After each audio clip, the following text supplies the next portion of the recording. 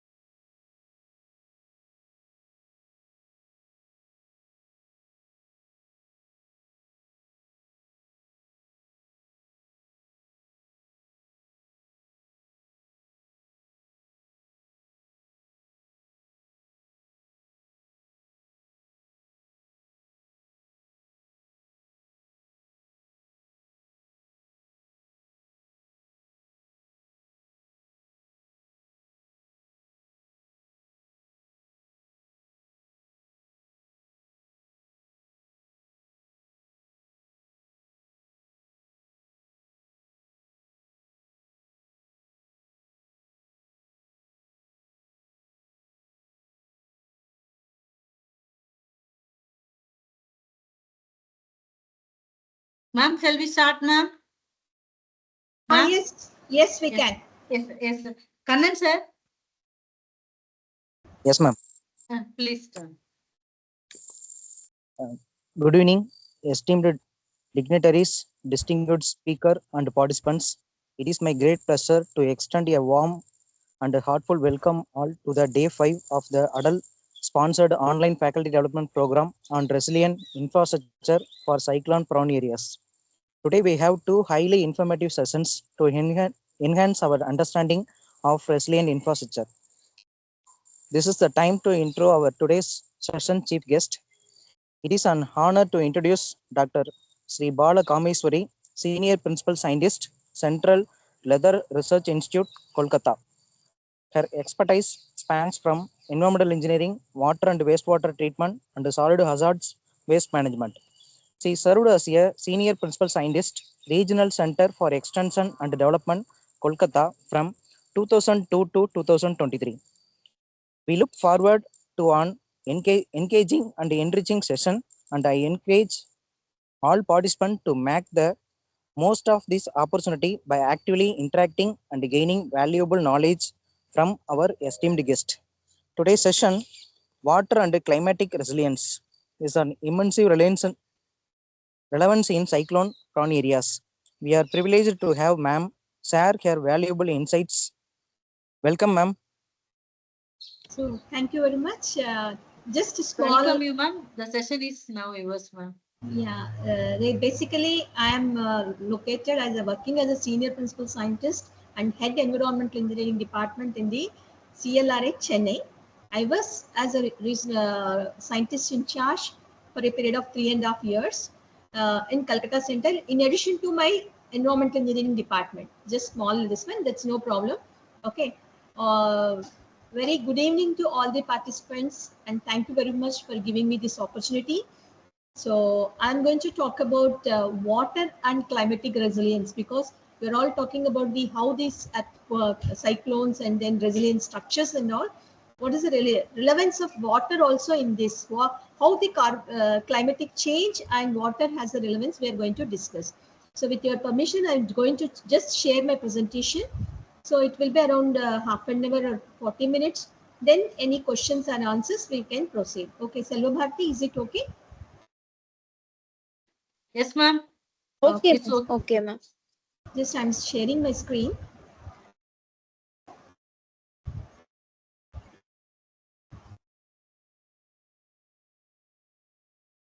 So is it visible? Full screen? No, ma'am. No. Now? No, ma'am. Share have done. It's not shared. No, ma'am. No. Just a minute. Let me open and then.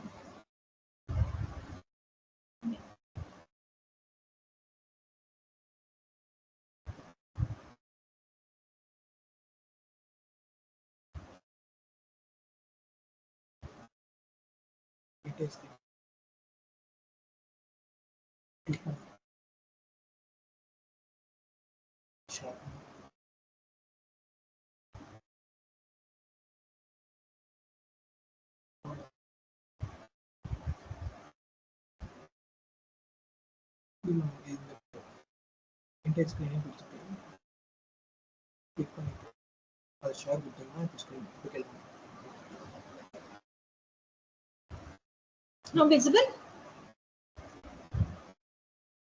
No, ma'am. No.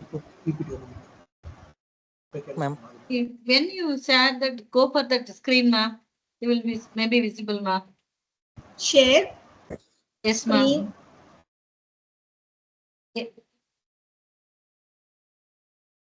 Ma'am, Windows, ma'am. Windows. Please select the Windows. Window. Okay. You open the PPT, that page, you can open it, ma'am. I've done. Still Just now not. No, ma'am. I didn't see. Wait for 2. Maybe it will.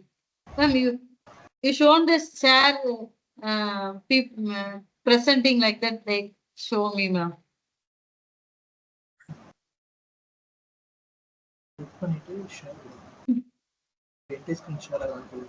Now it is coming.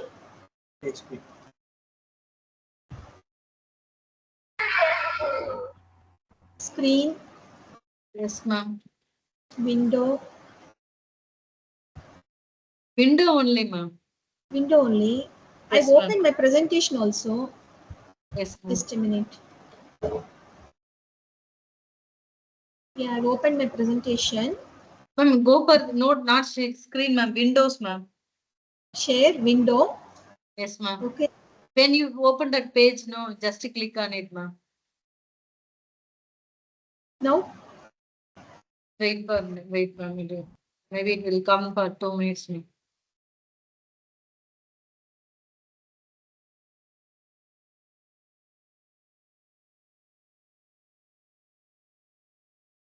entire screen also have given. Yes, ma'am. No. Saran, sir. Yes, ma'am. So please give some tips to ma'am. How can open that? Screen. Do you see any Yeah. message in the Now, bottom of the screen now it is as coming. Now, no, ma'am? Do you see any message as any pop-up message in your screen at the bottom of your screen, ma'am? Like your screen is being shared like that? no, it is not coming. See, screen, it is coming. Shares content.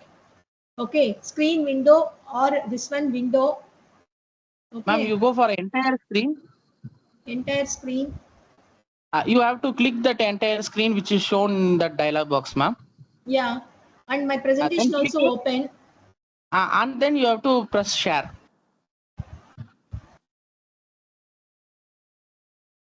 Just a minute. This entire screen. You have to click the screen, ma'am. Box will be shown.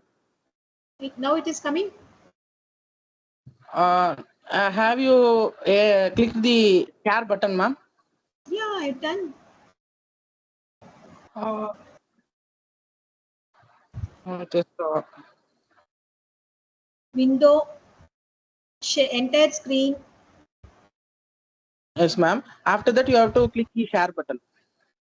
No, that is not highlighting. Yes, ma'am.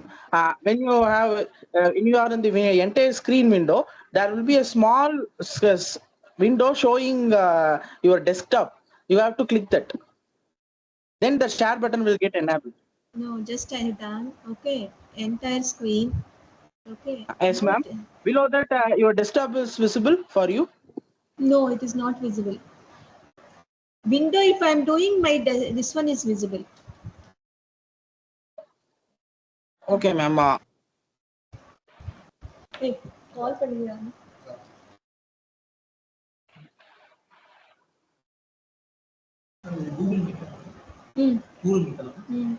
Teams.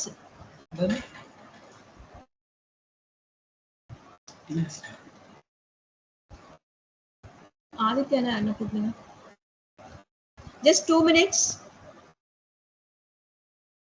Yes, ma'am. Okay. No issue, Okay. ma'am. No issue. Every time I'll do entire this one, but it's not highlighting. Yeah, now window it is coming. Okay, now share I done. It's coming. No, ma'am.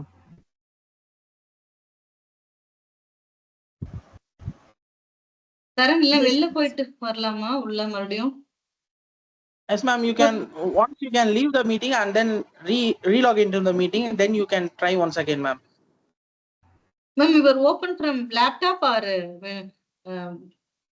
PC, ma'am?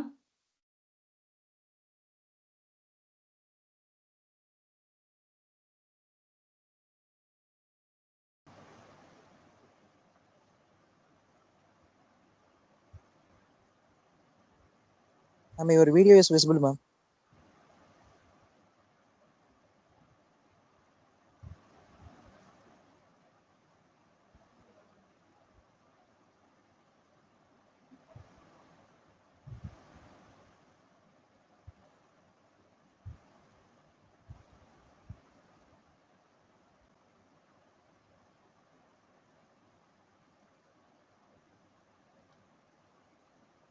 Just I'll call my students and then we'll see. Okay, ma'am.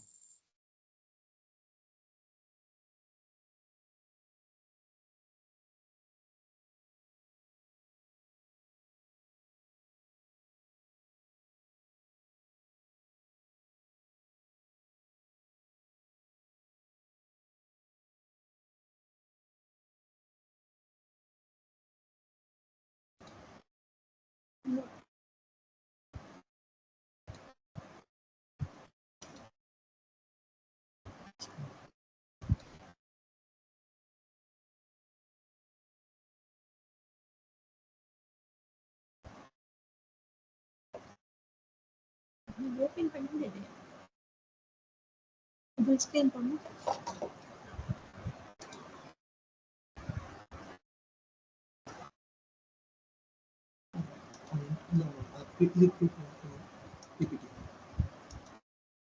Now it is.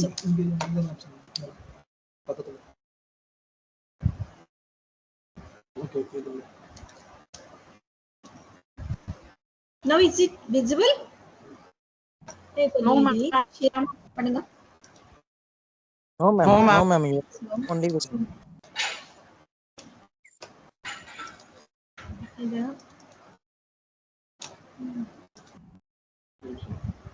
Already இருக்கு, ஆன்லைன்ல தான் இருக்கு. Share.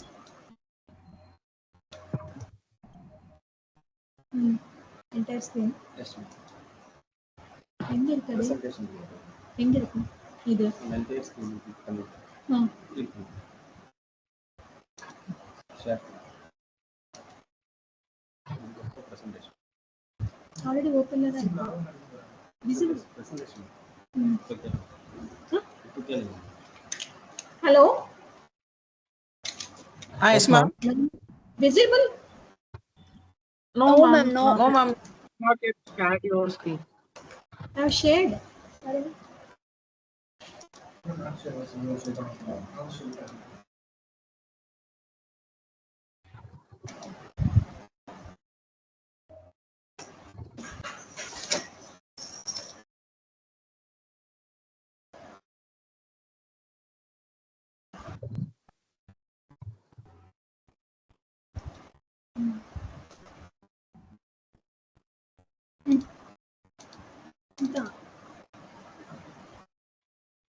Is it visible?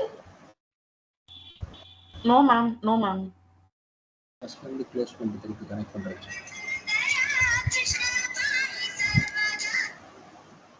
Hello. Yeah.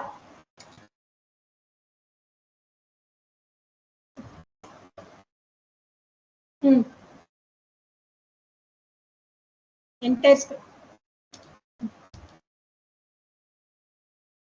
Yes. I am doing that only. Doing that only. I am not coming. That is what. That is what I did.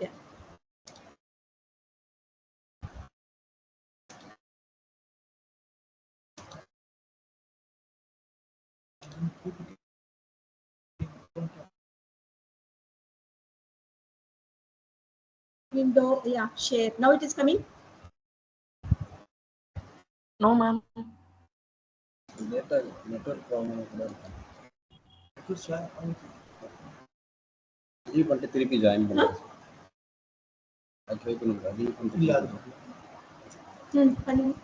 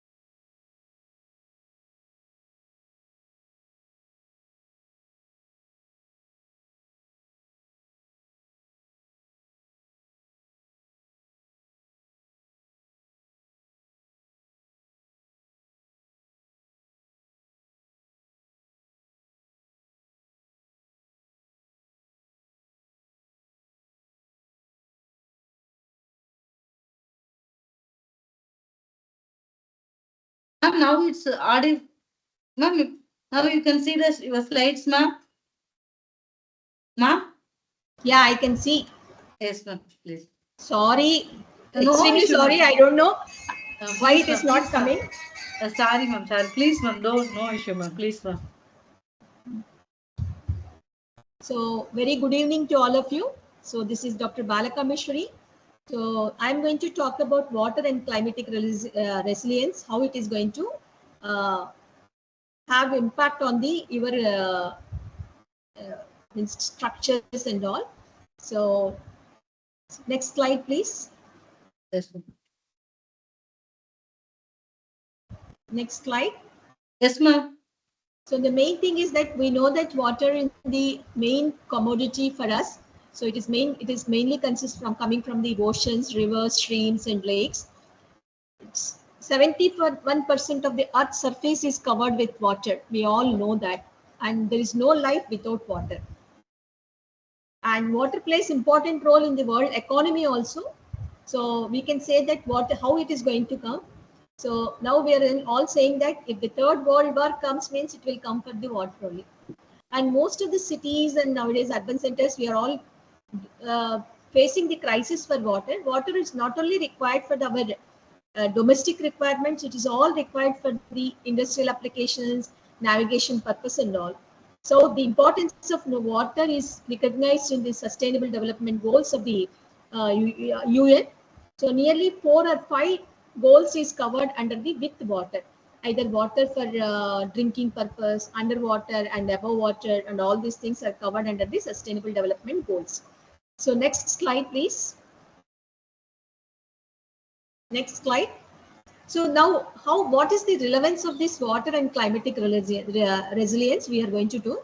So most of the communities, we are all depending upon all the ecosystems, we are all dependent upon this water. So the and infrastructure to withstand this and adopt and recover from the water related challenges caused by the climatic change. Nowadays, we are seeing that extreme weather conditions are there. So either droughts, floods, rising sea levels, and shifting of the precipitation pattern. Now we can say that earlier the like rainfall will come in the month of northwest monsoons will come like this, means we used to get in the June to means August like that. So in Tamil Nadu, you can see that generally in the September month and all, we used to get our rain.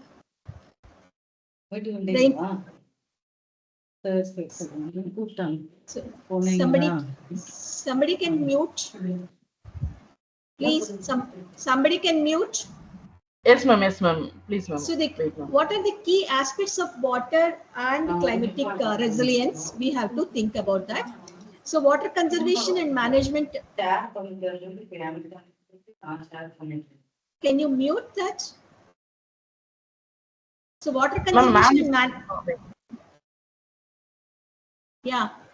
So what are the key aspects of water and climatic resilience? We will see that water conservation and management. This is the first and most important aspect which we had to take. So what is first in this? What is the efficient use of water resources through sustainable practices like rainwater harvesting, improved irrigation systems, and groundwater recharge, and efficient use of water resources.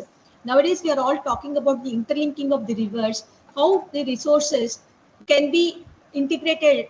In some cases, we can see some of the perennial rivers are flooded, and some of the areas where it is not a perennial river, the water will not be there during the non-rainy seasons. How we can able to make it this, and flood and drought preparedness. So why we have, because we know that some areas where we are having the means floods, and some cases we have the droughts also there. So suppose if you go to the Rajasthan and all, where the rainfall is very less. In some cases, we used to say earlier, Tirupuzha is the highly precipitated area. Now it is not that. We are all witnessing wherever sometimes nowadays we are getting the rainfall, it is completely downpouring. So in such cases, we have our early warning systems to the meteorological department is giving that caution, so that you have to be prepared for the high precipitation of the rainfall and flood, so that the fishermen and all, they will be protected from the life damages and all, life threatens and all. And not only that, wherever we have the floodplains, generally when the river is flowing, the floodplain area is on both the sides will consider nearly 500 meters to 1 kilometer, depending upon the topography of the river, latitude and longitude of that river. So some areas we know that these are the highly extensively it is going to be prone to be inundated, and some cases it is flooding will takes place. So because of that, lot of ecological damage will takes place, lot of structural damage will takes place, and then property loss will takes place. So same way, drought also will give you a lot of loss to the crop, and so that how we have to keep it as a balanced way during the flood or during the drought preparedness. We have to be prepared for this. You can see some of the areas where you have completely downstream area is highly sloped. Then how you have to do for this, we have to think about that.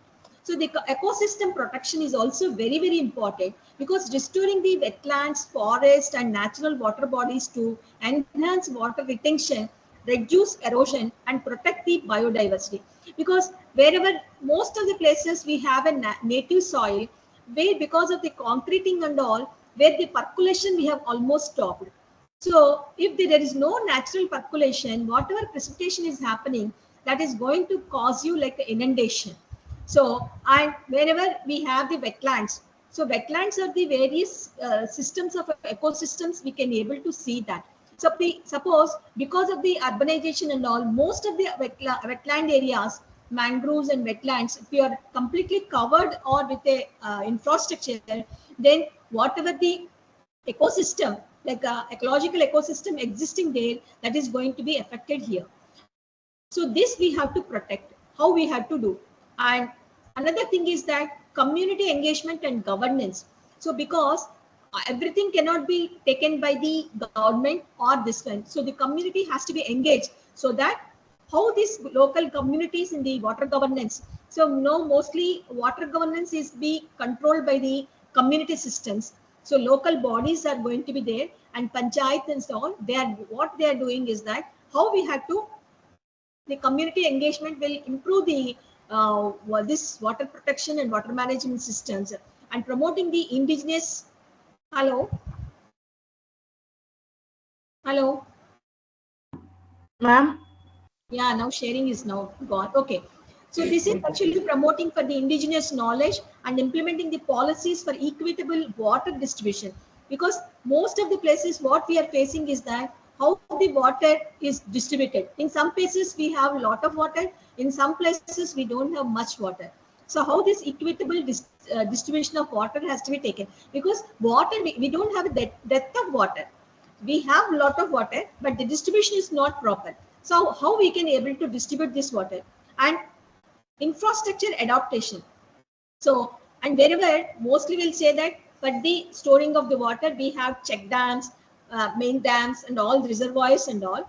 But because wherever we have this climatic resilience is going to take place. So the climatic resilience structures, when you are designing the dams or rivers, reservoirs or flood check dams and all, whether this structures is able to resist for the climatic resilience or not, we have to see. And urban drainage systems has to be handled extreme weather conditions, because suppose when you are designing the systems, generally we'll design with a peak flow conditions and all. And if the huge precipitation is taking, because in 100 years of the generally the design of the dams and all will consider the rainfall and precipitation data for 100 years data. So in one day of the highly precipitation is coming, for that condition also the dams and this water storing structures has to withstand for that. So that also we have to consider here. And the next slide. Next slide.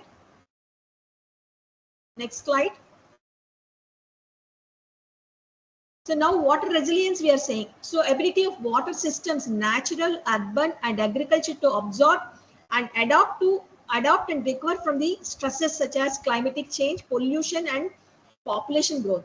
So not only this, because of the climatic conditions or all this water resilience is coming, because in some cases we know that most of the rivers, some of the rivers are highly polluted, we are saying, but we cannot say that because of the pollution these water bodies are, we cannot use it. So what are the methods by which we can abate the pollution? What are the measures? Now Kumbh Mela is happening.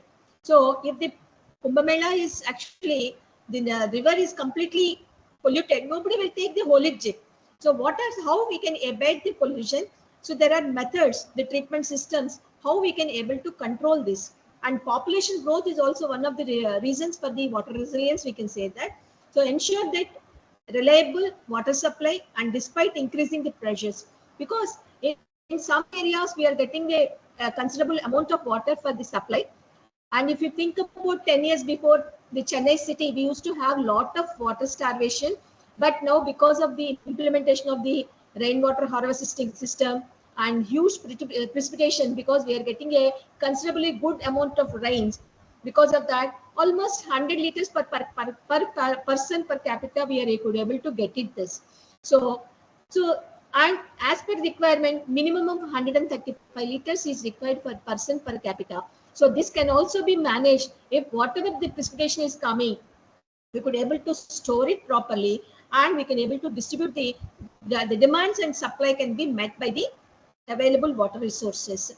So that is another aspect which you have to see. Next slide. Next slide. Next. Can you move? What is the water sustainable water management systems? Actually, more or less, we are using that water resources through conservation and recycling. So wherever recycling is coming means I am talking about sewage treatment plants and all, where nowadays they cannot treat, without treating, they cannot discharge. And most of the places now the domestic sewage is a valuable resource. People are thinking that we want that water, treated water, so that we can use it in our industries with a further treatment that will be raw water for our production, they're saying. So this is actually, we are coming with a conservation as well as recycling and improved irrigation systems to minimize the water wastage in the agricultural sector, because 80% we are agricultural sector is depending upon the water. Without water there is no agricultural sector. So how we can, by adopting the sprinkler system, drip irrigation system and all, we can minimize the water wastage. And some places we can see that all these pipelines leading to the irrigation channels and all, lot of damages or breakages are there. And whatever canal systems we are adopting, there is no proper lining of the systems and all, that is also causing for us a lot of seepage and all. So those things we have to address so that we can minimize the water wastage in the agricultural sector. And adaptation of the water sensitive urban design, such as green infrastructure and permeable surfaces, also will cause for us. So wherever now we are designing the new complexes or new urban development agglomerations, so people, the urban authorities are asking, where from you are going to get your water? Okay, I have this much of borewell. So what you are going to do your domestic waste, what you are going to manage your urban coming from that agglomerations? We have to treat, because the government cannot treat all these agglomerations and all these things.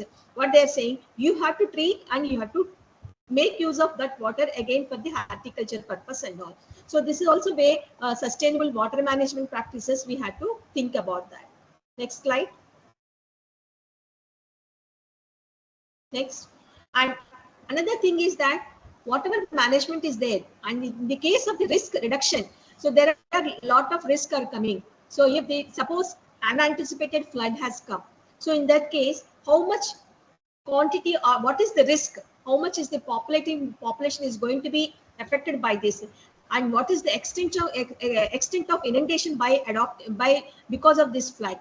And sometimes drought is coming, so cyclone is coming. So the risk assessment has to be done for any kind of the natural calamities, and developing the structures or infrastructure for like flood control systems, drought resistant reservoirs and all. This also will, because when during the drought, when you could able to save this during the flood water, So that can be met during the summer seasons or drought seasons and all by from these reservoirs. This is one way we can work. The risk can be managed or risk can be minimized. And early warning systems, because this is going to help us for the minimizing the loss of the humans. So that we have to take. So not only humans, out of infrastructures like navigation system and aviation systems, because if the early warning systems are not proper, so we cannot predict what is the kind of climatic change is going to come. So that is going to avoid the loss of human population, that we have to see for that. And restoring the wetlands, forests, and wetland watershed to enhance natural water storage and filtration. Because of the, we know that in Tamil Nadu, when we're getting the lot of rainfall, so and then Chambanga, Chengambakam or some that reservoir and all, because we are all occupied with human habitations, construction activities and all. That is reason lot of inundation is taking place. To avoid this, whatever the water bodies are there, we had to protect from the, to avoid the risk from the natural calamities. Next slide, please. Next. So now water governance, community involvement. First of all, how the policies has to be strengthened. Because in the water policy, when we are writing for the ministry, so each and every point of water policy has to be taken, we have to consider. Not only considering the one part of the country. Suppose we have northern part, the climatic conditions are different from the southern part, and east and west, and same the water resources availability and what kind of water resources available also different. In India itself, we have different geographical areas where we have the different kinds of water resources availability. So in our water policy document, we have to see ultimately for the equitable water distribution and access. That is the main source we have to see. Second one is that already I discussed, this is engaging the local communities in water conservation efforts, because everything cannot be taken. So in a small level, so this is a kind of the skill development program or awareness programs. If we can able to do that, that will engage and that will cultivate for us for the conservation of water resources, and encouraging the like a public-private partnership programs, so that we could able to develop a very good infrastructure facilities. That is also will cover for the community involvement, and water governance can be improved by this process. Next slide, please. So, and technological and innovative solution, what way we had to do that. So nowadays, not a simple thing. AI and IoT based sensors are there, real-time monitoring, because sitting here in Chennai, if I want to monitor the Kaveri river, it is very easy now using this AI and IoT sensors. So we can able to monitor when it is going to, what is the level of water in the Kaveri river. And that will give us an idea, so that the PWD and irrigation department engineers, when they have to release the water, okay, how much quantity of water has to be released. All these things, by using integrating this AI and IoT sensors, the real-time monitoring can be done. And wherever water is not available, the potable purpose and all, by encouraging the desalination and wastewater recycling, so that we can able to minimize the freshwater requirement, and we can also supply the, because most of the wherever the coastal areas are there, the TDS will be very high. So there we can able to promote the desalination plants and all. And some cases where we can able to provide the nature-based solutions like rainwater harvesting, constructed wetlands. Especially constructed wetlands will give us a very good solution for the treatment of the domestic sewage coming from the small communities and all. So this will facilitate for us. So instead of polluting the water bodies, these organics can be taken care by the implementation of the constructed wetlands, so that the groundwater pollution problem, soil pollution problem can be avoided. Next slide, please. Next slide. So pollution control and water quality management, these are all two will go in hand in hand, because we don't have any pollution control measures, so that all our rivers, water bodies will be polluted. So almost each state we have pollution control boards. They are all rigorously working, and so we know that without any waste, without treatment of any waste, we cannot let it into water bodies. That is now it is very statutory means requirement, and most all the pollution control boards are very rigorously working on this, so that we cannot do. Another thing is that we are all more concentrating on the industrial wastewater pollution and all, but agricultural pollution will say that non-point source of pollution, because we have wherever the agricultural lands are there, people, because of the farmers will use lot of the urea and all as the fertilizers, and with a very much of the what is that what we'll say is that with the greedy, though the quantity of the fertilizer requirement for a given amount of type of soil and type of the crop, the requirement will be already the agricultural scientists will tell. But what our farmers will do that, so if I put more of the agriculture urea and all, I'm going to get a more profit. That is a wrong judgment. What ultimately what is happening, those unutilized nitrogen, phosphorus and potash, it is coming from the leaching and it is entering into water bodies. That is called non-point source of pollution. So identifying the non-point source of pollution is very, very difficult. So that is causing for the eutrophication of lakes in our bodies. So that is reason what we have to do from the industrial point of view, all the statutory requirements for the all the industries they have to meet, and following the Ministry of Environment and Forest and CPCB guidelines, and respect to State Pollution Control Board norms. And agricultural farmers, they have to consult the agricultural scientists, so that this, based on their suggestion, how much quantity of the urea and have to apply by that time, so that the non-point source of pollution can be avoided here.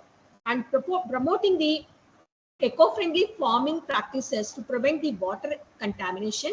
And also by eco-friendly farming, so we are going to get more of the crop yield also, and suitability of the crop for the depending upon the type of soil also can be done, because we have different regions, we have different soil. So we have soil maps are available. So based on the soil type and what kind of rock, and depending upon the what is the precipitation is going to come, what are the water resources available there, so that also we have to say. So in case of any natural calamity like a flood, drought or anything, these by selecting a suitable crop, this can able to survive for the natural calamities also. That also we have to see.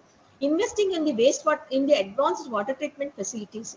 In some cases, if this water is not to the meeting to the requirement of either for the agricultural purpose or for the potable purpose, so there is no other source of water, what we have to do is that by implementing some specialized treatment processes, that water we can make it for the water for the our requirement.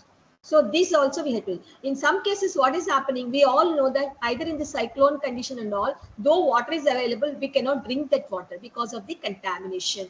So in that case, government is taking measures for the remove the pathogens or contaminants, so that the potable water supply can be provided to these conditions during the natural calamities, to protect from the humans from the viruses and waterborne diseases. This also do. So for that we have to go for the advanced water treatment facilities during that time. Okay, next slide. Next. So why water resilience matters for us? Because so far we are seeing about the water policy, water management and all. So because water security is the main thing for us. So that is what given in our water policy document also. So how much water can be, clean water is available, whether how much quantity of water is sufficient for the public and different applications, whether we have the water security in our system or not. These are all the things will be considered in the water policy document. So it is also protects from the communities, like reduces the risk from the floods, droughts and waterborne diseases. Because if the floodplain area is coming within 1 kilometer distance or 500 meters, those areas we should not allow any habitations to develop. So this is the way we have to say protect the communities. And droughts, suppose that area is more of the drought area and we are not, there is no and complete precipitation of whatever rainfall is coming, minimum rainfall. So there is no precipitation and no percolation is taking place. How we can best we can adopt that water? So in most of the states, we are now going for the water rainwater harvesting and all. And whatever some plants, if they can say that, especially will say eucalyptus and all, that will absorb more groundwater from the this one. So those areas where the rainfall is very minimum, so that is the drought prone areas, those areas, if we are cultivating or we are maintaining only the eucalyptus, such plants like that, whatever available water is there, that also will be taken by this type of plants. So we should have a proper protect the communities, what kind of farming we have to do, how we have to protect the risk from the floods and waterborne diseases we have to see. And economic growth, already I told, so water also will play important role in the economic growth. So ensure the water available for agriculture, because if there is no water is available for agriculture, so we cannot cultivate. So for the huge population like in India, suppose if we are dependent on agricultural products, now thank God we are all exporting, or we are the exporters of the agricultural products, many of the countries. And we have, India is the indigenous and we have lot of industrial developments is there, and energy production also, we are all depending upon alternative source of energies. Now in Tamil Nadu, most of the industries, they have developed the implemented for the solar power systems.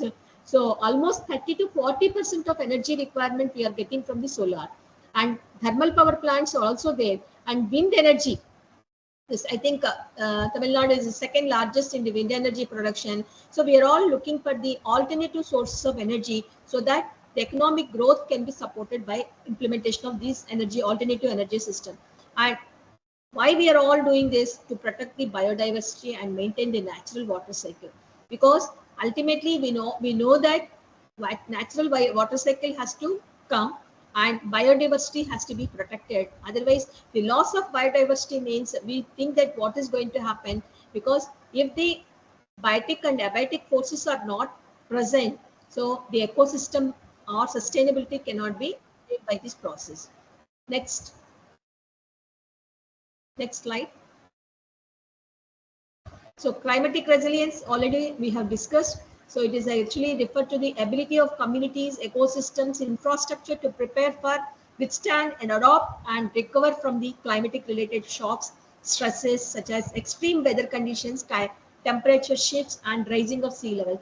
Already we are saying that every degree of centigrade rise, sea level is going to, if the sea level rises 1 centimeter, we know how much is the extent of the inundation will take place.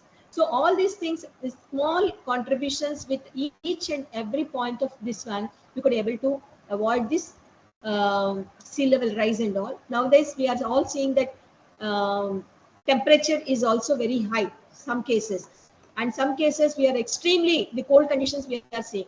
All these things are coming under the climatic resilience only. And next slide. Next.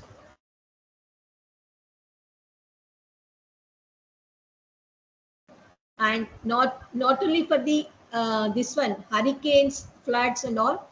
So this also I think already have done. So the climatic smart agriculture with the drought resistant crops and efficient irrigation systems we have to see, and proper infrastructure development like storm water and all we have to do, and ecosystem based solutions if we see that. So restoration of forest and all, and promoting the soil conservation, and this one reduce the desertification and all, and enhancing the biodiversity to improve ecosystems to adapt for the climatic change. Because if the biodiversity is not protected, so they cannot take up the with the climatic resilience systems and all. Ecosystem based solutions we have to provide. So this will change from each and every ecosystem. So next thing is that how we have to improve and develop and strengthening.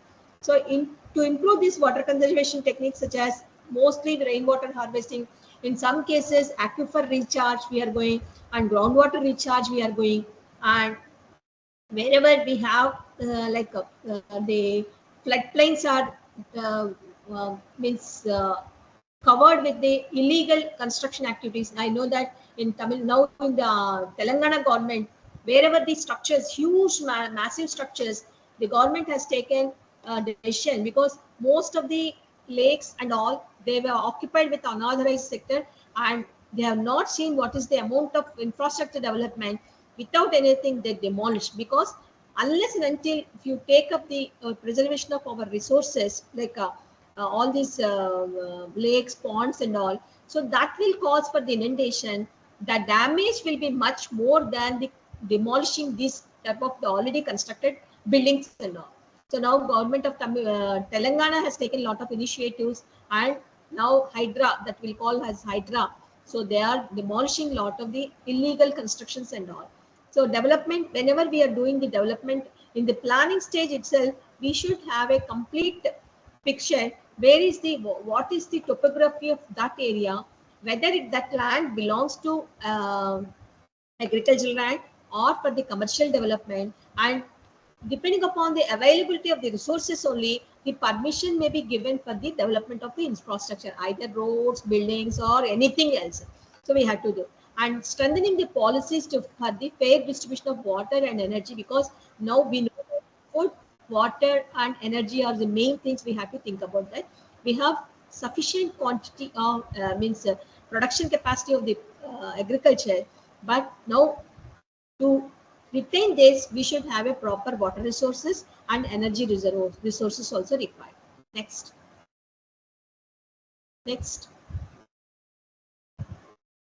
So community and economic resilience is also very important.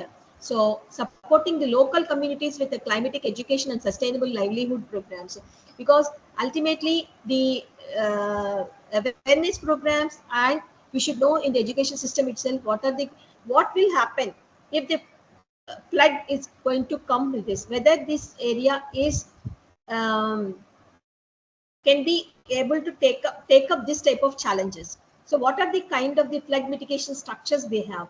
How this during the flood, because this we cannot control the natural calamities, but we can able to mitigate this. How we can able to do this?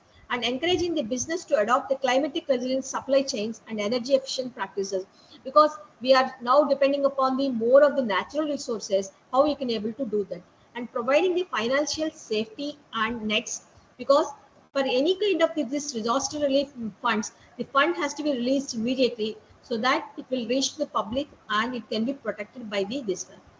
Next slide. And technological and in policy innovation, because we should have a proper technological innovations, that suppose in case of any kind of emergency, in case of the any natural calamity, what are the technological, suppose we know that any cyclone or anything comes, we used to earlier, I know 3 or 4 days we don't have any power supply, but nowadays it is not that, they are immediately restoring within 1 day or this. That also still further they have to reduce, so that the technology, with the help of the technological innovations, we could be able to retrieve our all these resources. That is one way. And climatic data, now all these things, yeah, and IoT sensors and satellite monitoring systems are there. So all this NRSC data and all, we have very good systems, and because of the policy innovations, we could able to do that. Next thing is that in case of any climatic resilience is happening, so what are the laws to that we have to see. And why climatic resilience matters, because reduces the by all these things, if you are going to practice, ultimately it will reduce the vulnerability, and then protects the lives and infrastructure, and ensures the sustainable development, and preserves our natural resources. These are all mainly why we have to think about the climatic resilience. Why what it is, because if you have a proper planning and policy documents and proper implementation is there, all these 4 points or another points can be minimized here. Next slide. Next. So policy and governance also very plays important role. Mostly all the government, and we're all involved in the policy preparation document. So how we had to, what are the small things we have to consider in the water policy document and climatic resilience document, so that we could able to see. Now we know that Paris Agreement, international climatic policies, Paris Agreement has happened. So the global commit to reduce the climatic exchange impacts, global warming, okay, acid rains, and then ozone depletion. All these things have been addressed in this Paris Agreement. And United Nations Sustainable Development Goals, already I told you, yeah, though Goal 6, clean water and sanitation, Goal 3, climatic action. So apart from that, so water, underwater, above water, all these things. On the subject of water, nearly 5 to 6 sustainable developmental goals are working. So we have to think about that. And national water policies, already I discussed. India, we have a national water policy. So what policies are adopted by other countries for conservation and water resilience? But one thing, India is a huge geographical area, and we have lot of huge, second in the second most populated country, we can say, next to China. So in this case, considering the geographical conditions as well as population, so our water policies has to be addressed to the our requirements. Next slide. Next. So disaster risk management and emergency response, because risk management is one of the very and early warning systems. Whether already we know that our weather monitoring stations are there, and weather forecasting, weatherman will say, and alerts for the floods and droughts we are giving, so that we are able to save the life of the people. Okay, and disaster relief funding, because once this disaster comes, the fund is released by the government. Okay, and not only that, international monitoring funds are also giving this to rebuild or affected areas and all. So instead of that, prevention is always better than cure. So wherever the developmental activities are there, once you have identified there is a risk involved, so in that case, the proposals for the new developments, we have to see thoroughly, we have to evaluate, then only we have to give approval for the any further the new developments in that risk related areas. And then insurance and financial mechanisms also plays important, because we think that maybe I'm going to pay a premium of minimum, but that is going to save me from a lot of the loss. So because we should have in the policy document what kind of insurance and what are the legalities and how the financial systems has to be adopted for this, we have to think in our in the policy documents also. Next slide. So community participation and governance, already it is there, I told you. So this is also very important. So this water management, decentralized water management system nowadays, because instead of a centralized facilities, decentralized facilities are giving lot of encouragement as well as attraction is coming. So that public awareness and campaigns, already it is given in the school education and college education itself. We have to give what kind of awareness programs we have to conduct for this. And then knowledge integration, because the local people, they know what kind of, when the rainfall is going to come in that area and what kind of measures they used to. So the local public or local knowledge integration in the policy document also important for us to prepare the finalize the policy documents. Next.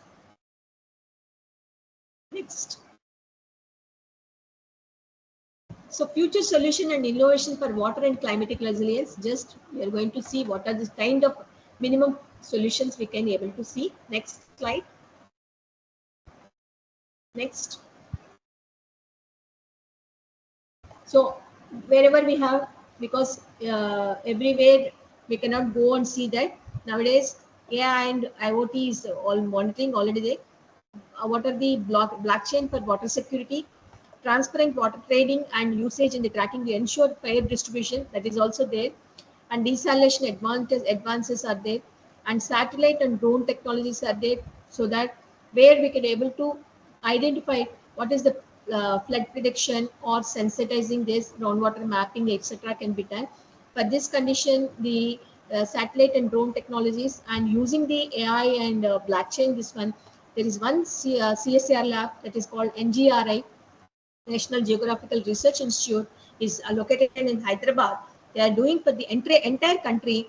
So what are the flood prediction, groundwater mapping they are doing? This is the organization doing for the flood mapping and groundwater mapping.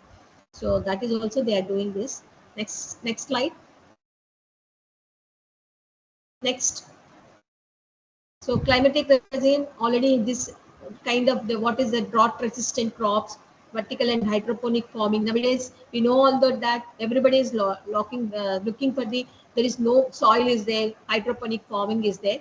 So how, what best we can do, soilless farming and reducing the water coming, and precision irrigation systems, because we no need for us sitting in the farmer sitting in his home or this one, he can able to control the what is the water requirement, when he has to go for the watering of the plants, and when he has to stop, when he has to harvest, all these things we can able to do it from the control in his hand with the AI based systems. Next. Next. So urban water solution already discussed, permeable pavements and all, because everybody is thinking that, you know, that earlier we used to have a clay and all. Now because of the concreting and all the rainwater, whatever is coming from the pavements and all, it is not entering into the, reaching into the groundwater recharge. That is also causing inundation of the many of the places. We could be able to have a permeable pavements which can able to absorb the rainwater and also prevent from the flooding and all. And floating cities and adaptive agriculture innovations addressing the wherever we have coastal areas and all. So we should have a kind of new innovation where we can able to go for the floating cities and adaptive architecture. So we should, this is also linked with our architectural requirements, so that we could able to see what kind of structures can, when the water level increases, the structure will float, or we can able to withstand for the upflow of the this water body. So water pressure, how much it can able to sustain and all. So when we are designing the structures, these seismic forces and drought areas and all those things, water table and all, we have can be able to take up. Next slide. Next. Urban green structures, we all know that nowadays everywhere green buildings are there, and mostly all green roofs and vertical gardens are now coming, because and this is also facilitating for the kind of the heat resistance and heat, we can be able to reduce this. And urban wetlands and blue green infrastructure, because we are all working on this urban wetlands and all. So earlier we used to think that wetlands are there where the backwaters are there and all. It is not that. Nowadays people are encouraging for the urban wetlands, so that they could be able to go for the combining the water management with the ecological conservation systems into that localized areas and all. Next slide. So policy and this one, because we have an integrated water resource management and coordinating policies for the water, sustainable water use and transboundary water cooperation. So these are actually, this is across the countries we have among the nations. And climatic responsive and infrastructure investments, government incentives are given if you are going to minimize this. So what are the incentives is government is providing? So that every year it is changing. So mostly the water policy documents we will prepare for the, I know that in the 2020 we have prepared. Again, it's time for us to revise the water policy document. Every 5 years we are doing that. Next. Next. And financing already I discussed, and green bonds, climatic bonds, and future it is going to come for the climatic resilience and water. This one also bonds are used to come. So how we can able to protect our infrastructure, and what kind of bonds we can able to. So now we have a gold bonds and all. In future it will come the water bonds also. Next. Next. So future outlook, what we have to do, a shift towards the circular water economies, where wastewater is fully treated and reused, so that will be the asset for the water. And cities designed for the climatic adaptation. So we should say that because of this natural calamity, the city is completely devastated or something. So we, wherever we are going for the new habitations or new infrastructure development, so this has to be taken care into the integrating the green infrastructure and smart water supply system and global cooperation from the climatic justice. This is actually so that the vulnerable communities which is going to be affected can be minimized. Next. Next slide. I think final. I think I could able to give. I don't know how much you could able to follow. Uh, if any questions are there, you can ask me. Thank you, ma'am. Thank you for a wonderful presentation and informative session. Participation, kindly post your questions in chat box.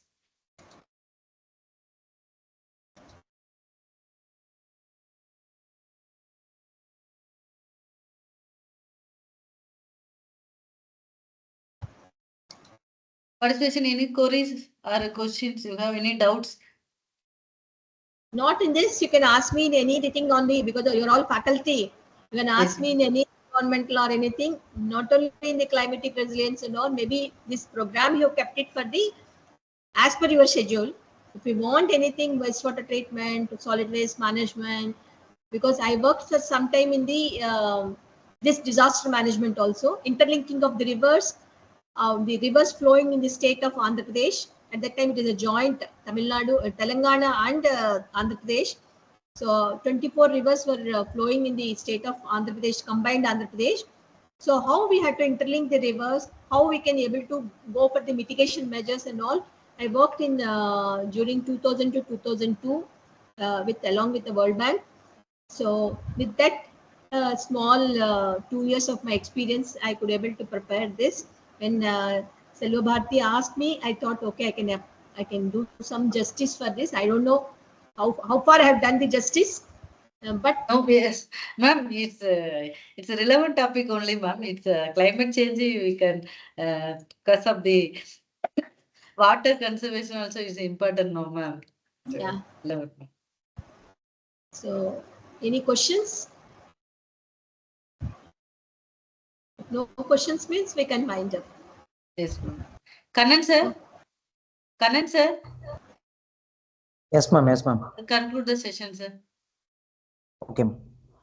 On behalf of the organizing committee, I express my sincere gratitude to our resource person, Dr. Sri Bala Kameswari, for sharing their profound knowledge and expertise.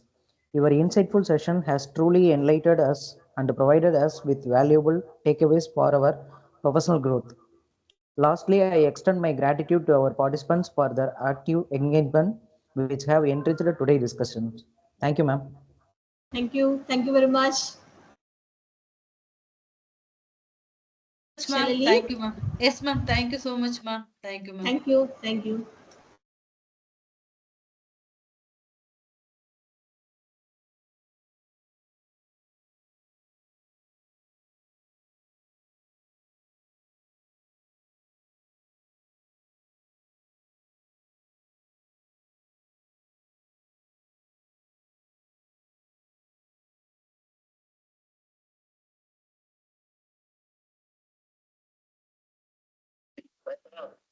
Yes.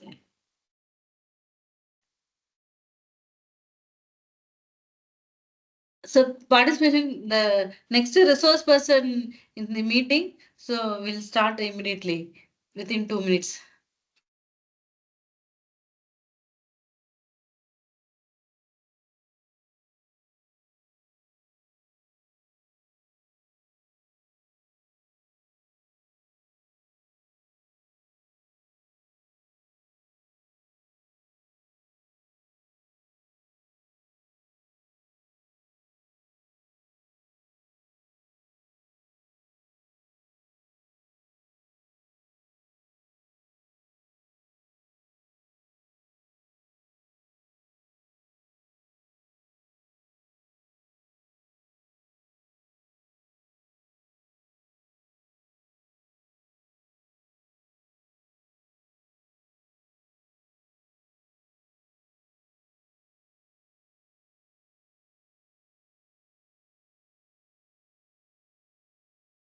Sir, welcome you, sir.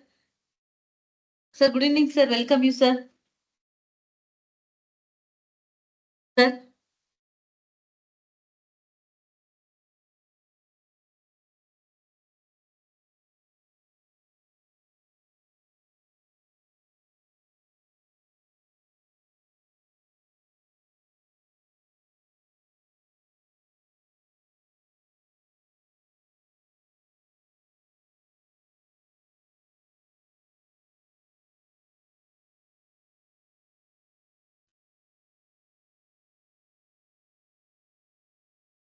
Sir, good evening, sir.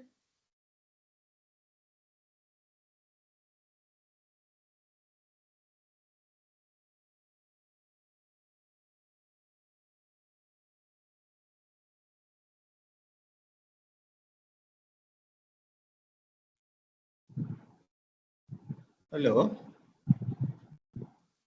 Yes, sir. Welcome you, sir. Yeah, is it audible? Yes, sir. It's audible only, sir. Audible Okay. only, sir. Okay, Will you start okay. the session, sir? Yeah, yeah. Yes, sir. Good evening, sir. Good evening, sir. Good evening. Good evening. Good Yes, sir. evening. Yes. Kannan, sir. Kannan, sir. Kannan, sir.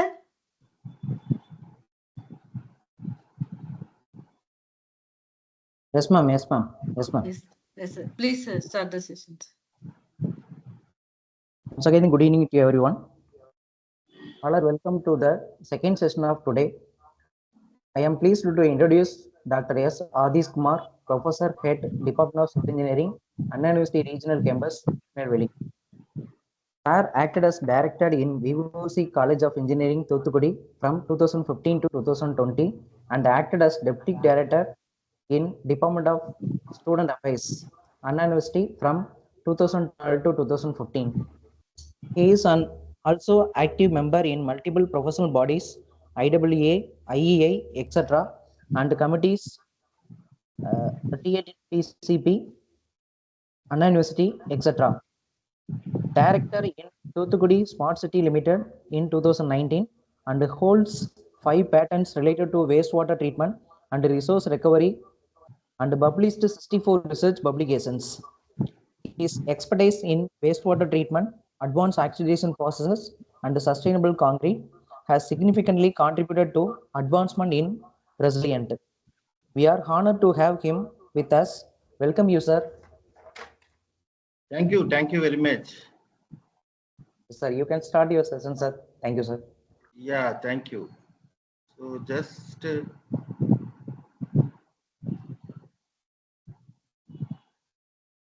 so please help to upload my presentation. Yes, sir. Yes, sir. Yeah.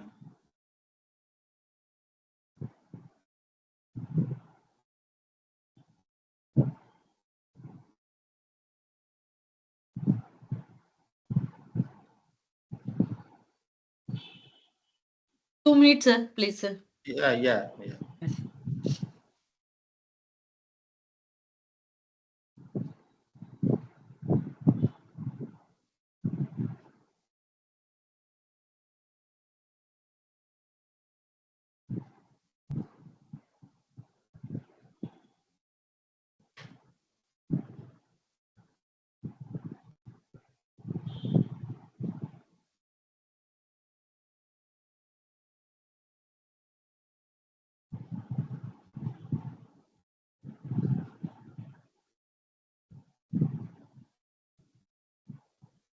Shall I share my presentation?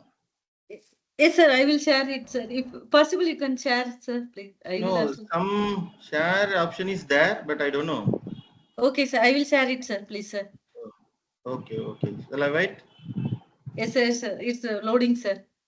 Okay.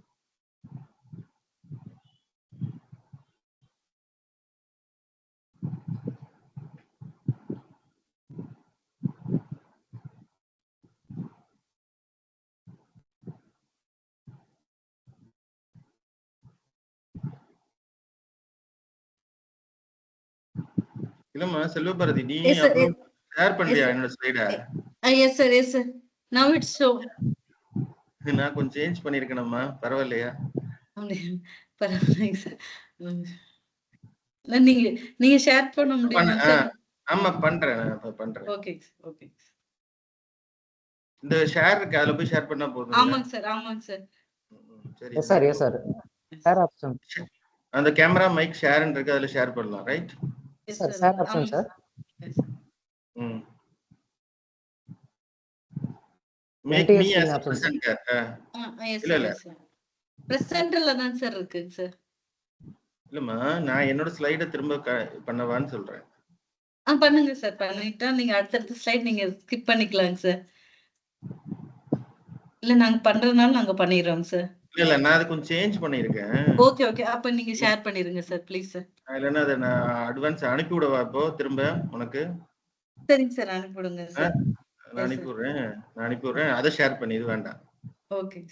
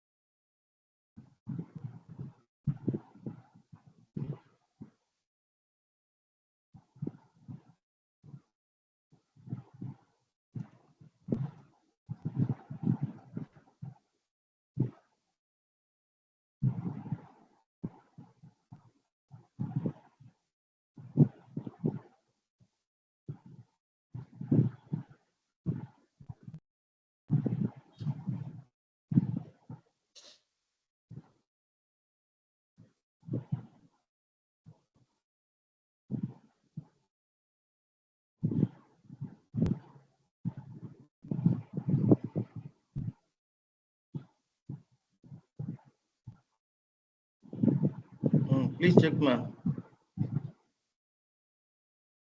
Hello, Bharati. Yes, sir. Yes, sir. Please check my mail. So please Yes. upload this one. Yes, Share sir, this yes. one. Okay, okay. Okay, sir. 2 minutes, sir. வந்துருச்சா? Sir, load ஆயிட்டு இருக்குங்க sir. Please, sir. Okay.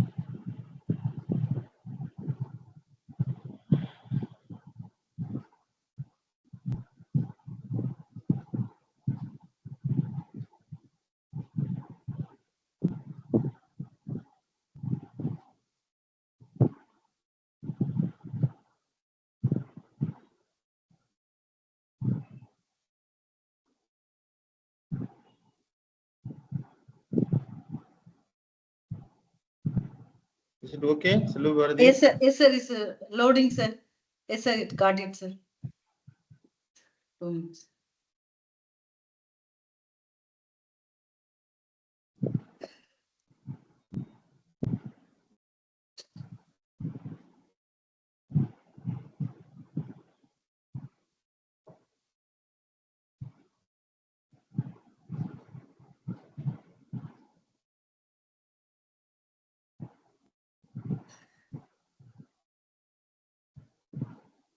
Sir, now we'll share it, sir. Yes. Okay, ma. எனக்கு வரலையேம்மா. Yes, sir. Yes, sir. Now it's visible, sir. Yeah. Yes. Yeah. Yes, sir. Yeah. So start பண்ணலாமா? Shall I start? Yes, sir. Yes, sir. Please, sir. Please. Yeah. So very good evening to all. So this is the, I welcome, first of all, I welcome for the AICT ATAL Faculty Development Program and Resilient Infrastructure for Cyclone Prone Areas. I am Dr. S. Adish Kumar, Assistant Professor and Head, Department of Civil Engineering, Anna University Regional Campus, Tirunelveli. So today's topic is impact of climate change on water resources.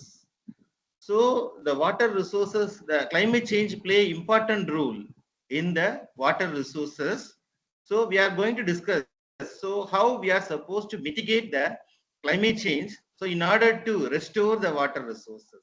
So before we are going to discuss the impact of climate change, let us discuss. So we have to do something with respect to the sustainable management of water. So what do you mean by sustainable management?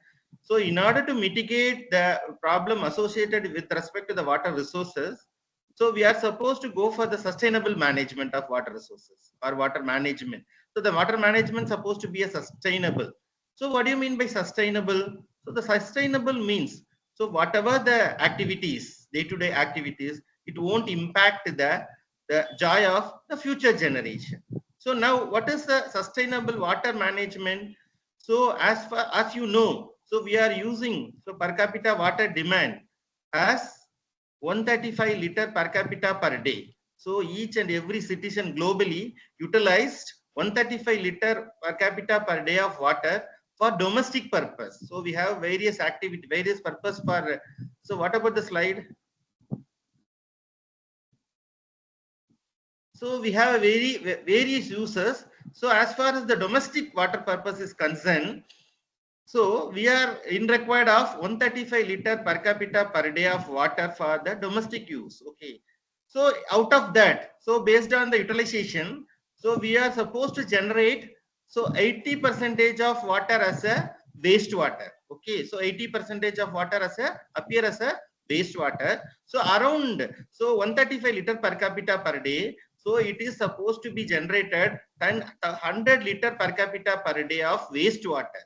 So this is the scenario. So what is the sustainable management means? So we are supposed to go for the 3R policy. So what is 3R policy? So we are supposed to reduce, reuse and recycle. 3R policy. So everybody knows about the 3R policy. So we have to reduce, we have to conserve the water, and we have to up to certain extent without any treatment we are supposed to reuse the water, and up to after that we are supposed to go for the treatment, and we are supposed to treat the water, and we are supposed to recycle and reuse the water. For example, for domestic purpose or drinking purpose, we can supposed to utilize the particular treated water.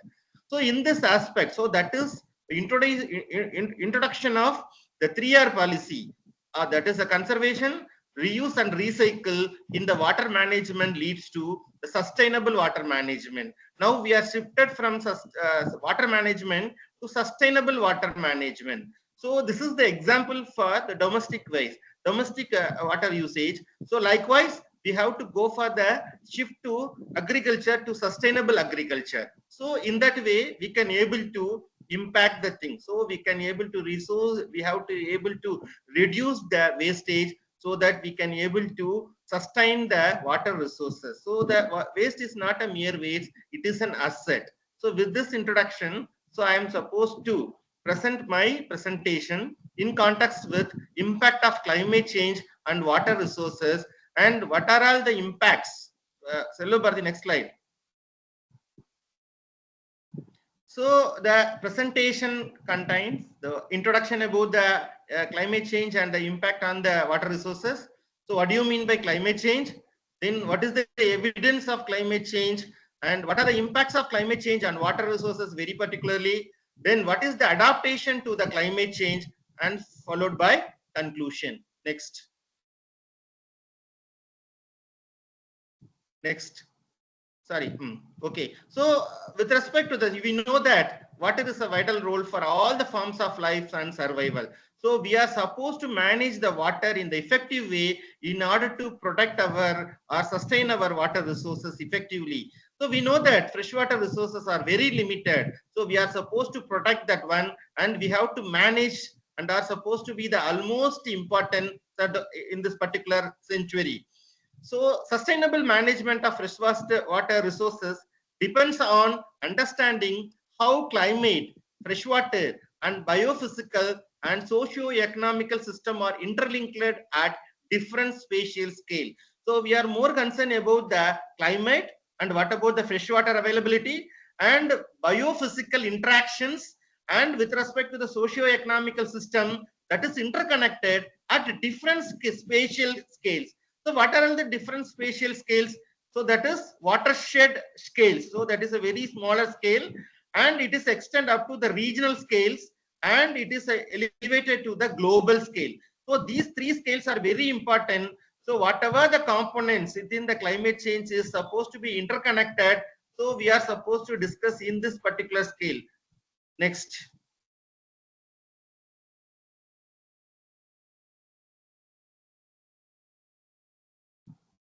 Next slide, please. Yeah.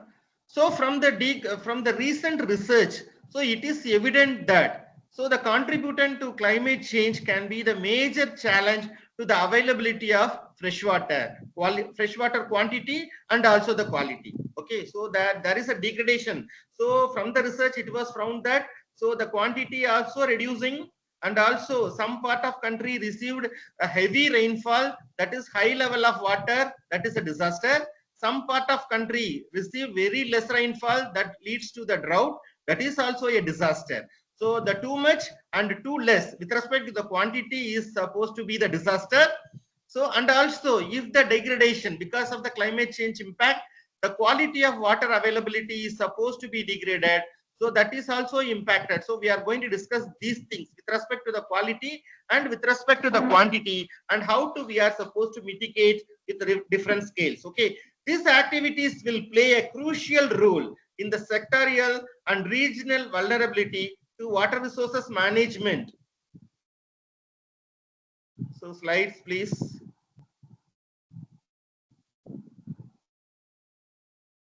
Yeah. Previous slide, previous slide, previous slide, please. Previous.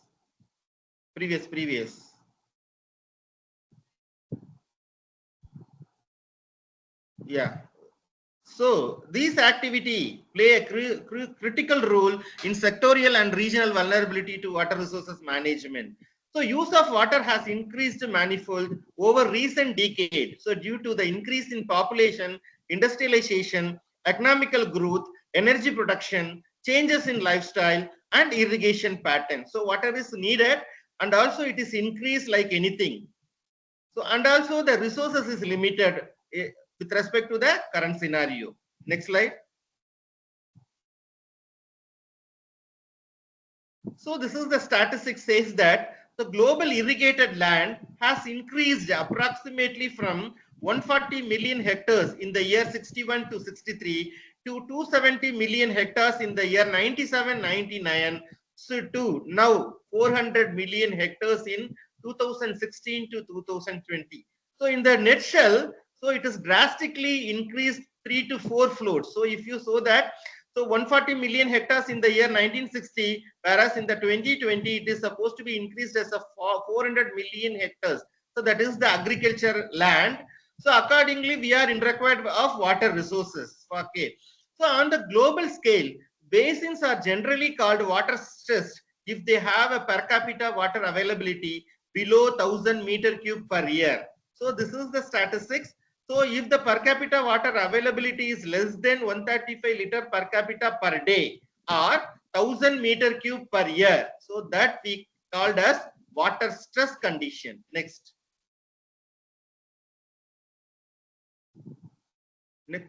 Yeah, these are all the range of vulnerabilities. Okay, range of vulnerabilities which are affected by the future climate change that is superimposed on the map of water stress.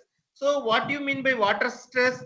So this is the ratio of water withdrawal to the availability ratio. If the water availability is less than 1000 meter cube per year per capita, so that is categorized as the water stress. So you can even see the ratio.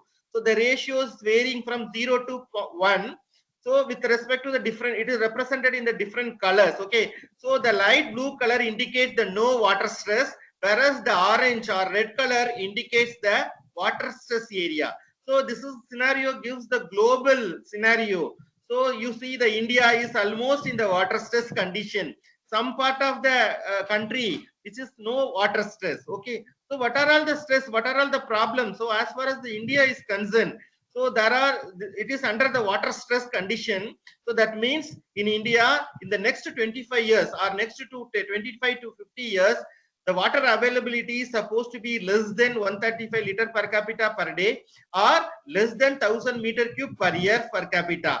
So that is the indication. So what are the some of the issues with respect to the water stress zone is in India, the health problem due to the arsenic and fluoride is a highest order with respect to the groundwater.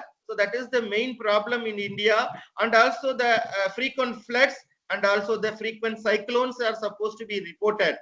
In some area, the flood disaster in Bangladesh is reported, and in some rural water supply is affected by extended dry season in Berlin, and water supply is affected by sinking of glacier in US, and the land subsidence, the frequent land subsidence and landslide is happened because of the water reduced water in the Mexico cities.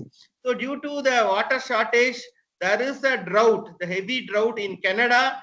So these are all the some of the range of vulnerability, the global range of vulnerability, which is supposed to be predicted in the next 25 years. Next.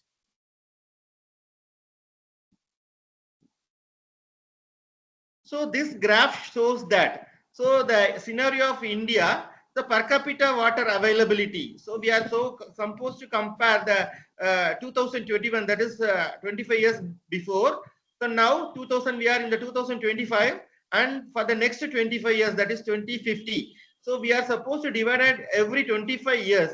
So what do you observe? So this graph shows that in the y-axis, per capita average annual availability in terms of meter cube per year. So versus the years. So what do you observe? So we have two different lines. One is water stress line and another one is water scarcity line. So India is traveled towards from the water stress line to the water scarcity line.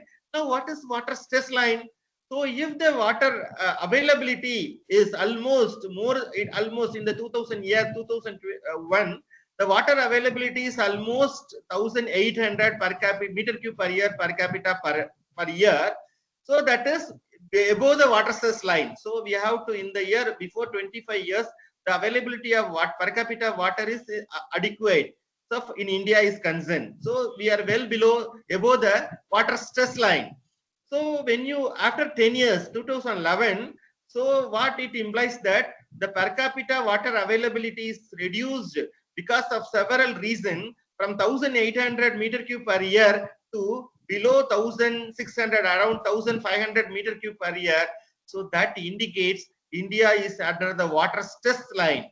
So the availability is less than 1,500 meter cube per year. So in the next 10 to 15 years, that is in the year the 2025. So we are currently in 2025. So again, it is reduced to below 1,400. So if the scenario, if the trends continues, so what happened? So in the year 2050, that is the next 25 years, so India is supposed to be reaching in the scenario of, with respect to the water is supposed to be water scarcity line. So water is supposed to be scarce. So we are supposed to do some activities, some mitigation measures in order to recover from the scarcity to the resources availability. So that is a very crucial thing. So the next 25 years, we are supposed to do with respect to the water resources in order to mitigate and in order to manage and in order to recover the scarcity to the best availability resources. So now we are going to discuss various mitigation measures and various scenarios. So in order to avoid this particular impact. So this is again the statistics shows that water stress India. So if you compare in the year 1951, so the availability of water is around 5,000 meter cubes per capita per day, whereas in the year 2011, so it is reduced to 1,500 meter cube. So the requirement is 1,700 meter cubes per capita per year. So that is the requirement. So now at the year 2025, at present India is concerned. So we are supposed to, the availability of water is well below 1,400 meter cube per capita per meter cube per year per capita. So that is impacted, that evident that so we are in the water stress. So what you understand from this? So around 60 years, okay, only 60 years, 1951 to 2011. So there is it was observed that 70% of drop in water availability because of several reasons.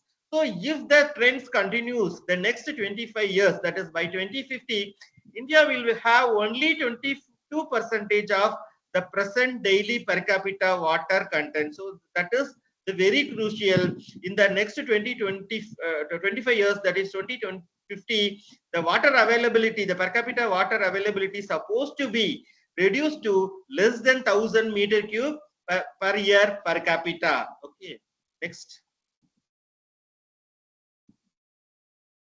So again, the split up of water usage. So we know that, so majority of water is utilized by the irrigation. So the split up shows that, so there is a major different split up or breakdown of freshwater resources.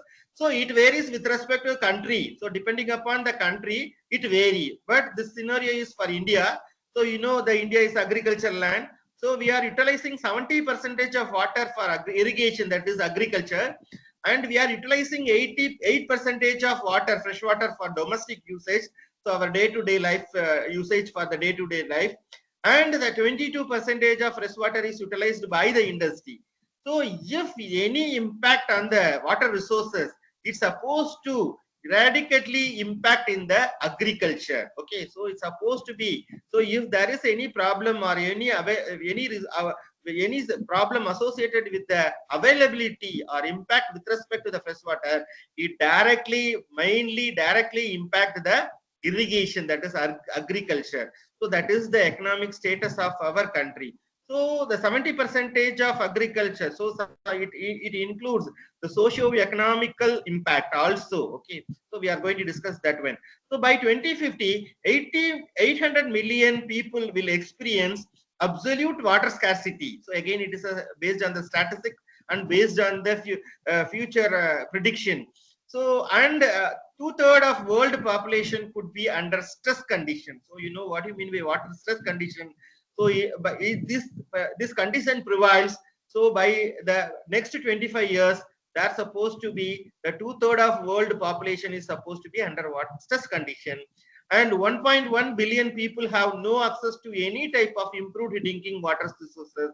So that is the pathetic situation. So this unhygienic water or non-availability of water, it's supposed to lead to the health condition of the particular global population. Next slide.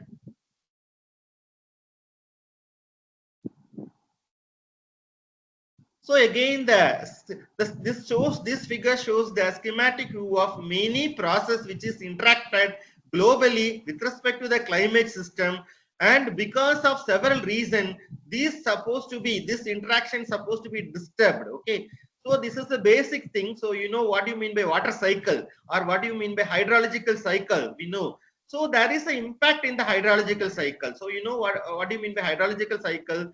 So due to the several pollutant which is enter into the atmosphere, so the hydrological cycle is supposed to be changes day by day.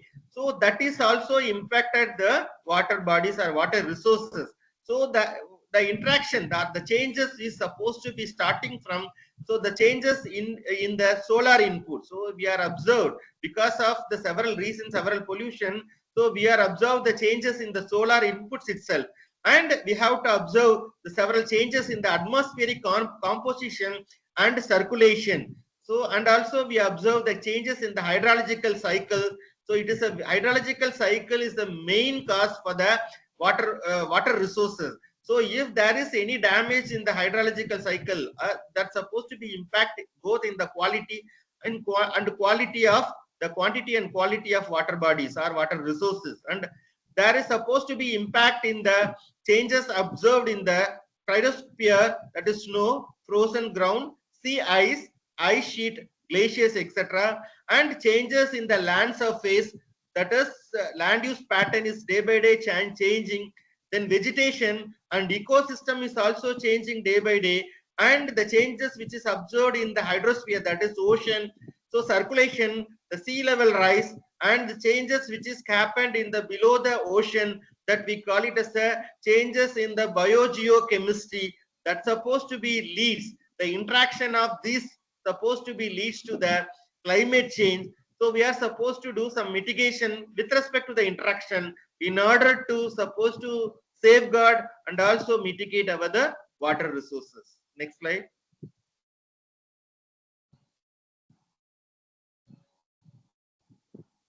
Next slide, please.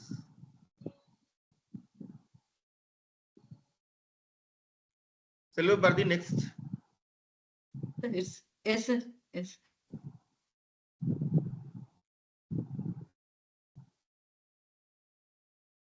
It's visible, sir. Yeah, slide change agla. So, Oh, oh, slide change.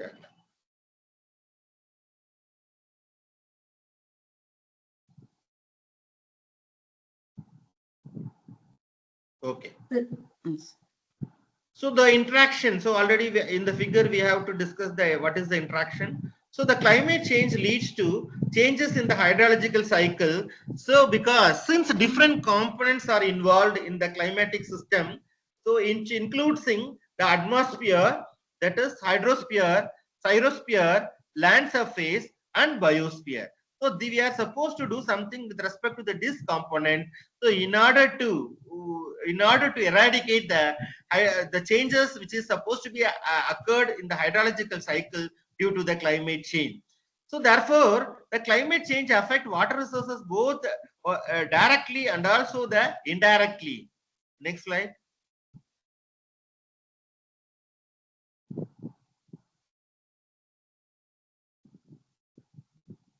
So now what is climate change? Okay, so what is the climate change? So before we are going to discuss about the climate change, so the natural ecosystem are generally driven by climate pattern of a region quantified by the pattern in hydrometeorological variables. So mainly the temperature, precipitation, humidity and wind. So we are all know. So this is the main parameter which influencing the climatic parameter. So nowadays we observe that due to the pollution, both nature and man-made, so that these things are varied. So the temperature, whether in some part of country there is receive the increased temperature and some part supposed to be decreased temperature.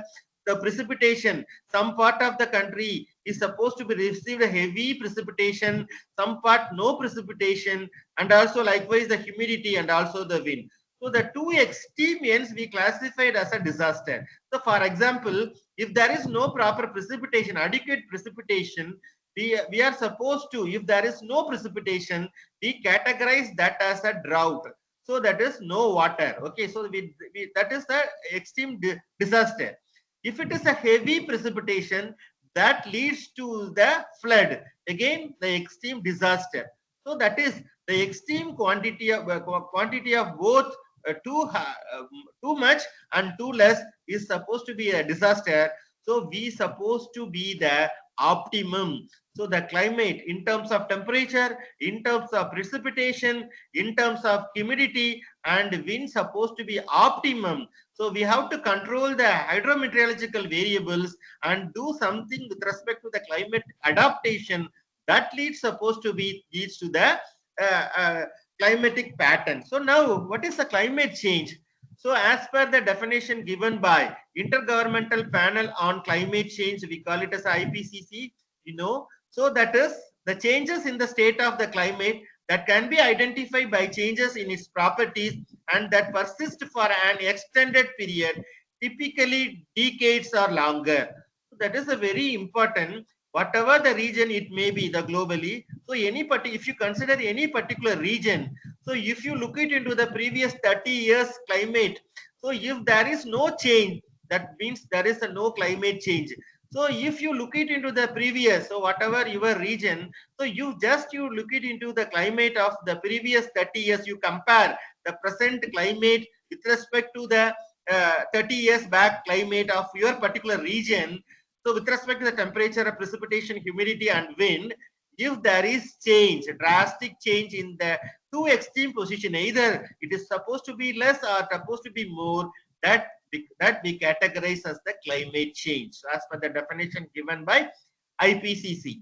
So because why the climate change occurred? So the globally we are observed that, so for when comparing the past 30 years, okay, past 30 years, so we are observing the change pattern in the climate. So because of the development access only we are supposed to. So it is mainly due to the natural internal process, or we call it as the external forcing, or the persistent anthropogenic changes in the composition of the atmosphere or in the land use pattern. Next. Silver, the next slide. Yeah. So there's some definition we are supposed to. So what is the global warming? So global warming, so the climate change is different from global warming. So global warming, which is defined as the increase in the average temperature near the Earth's surface. Okay, so day by day, the Earth's surface temperature of the Earth's surface is supposed to be increasing. So what it leads supposed to, if the surface of the Earth is increasing, so the soil moisture is reducing. So the soil, if the soil moisture is reducing, that's supposed to be impacted to the vegetation. Okay, the vegetation is supposed to be reduced. Okay, so that is the impact supposed to be because of the near surface Earth supposed to be increased. As a result of increased emission of greenhouse gases from human activities, the main culprit for the near surface temperature increases that we termed as global warming. Next slide. So what do you mean by climate change adaptation? So the climate change adaptation, so we are going to discuss the mitigation, the climate change mitigation and climate change adaptation. So first we discuss the mitigation. So what do mitigation means? So the climate change mitigation are in order to maintain the climate. So maintain the climate, some mitigation measures to supposed to be. So in context of climate change, which is refers to what are all the actions which is taken to reduce the emission of greenhouse gas to the atmosphere. That is one way of maintaining the climate change, or we are supposed to mitigate the climate change. So we know that the main culprit or the main reason for the climate change is greenhouse gas. Okay, so due to several several reasons, the greenhouse gas mainly are from the automobiles. So we are supposed to trying to reduce the emission of greenhouse gas to the atmosphere.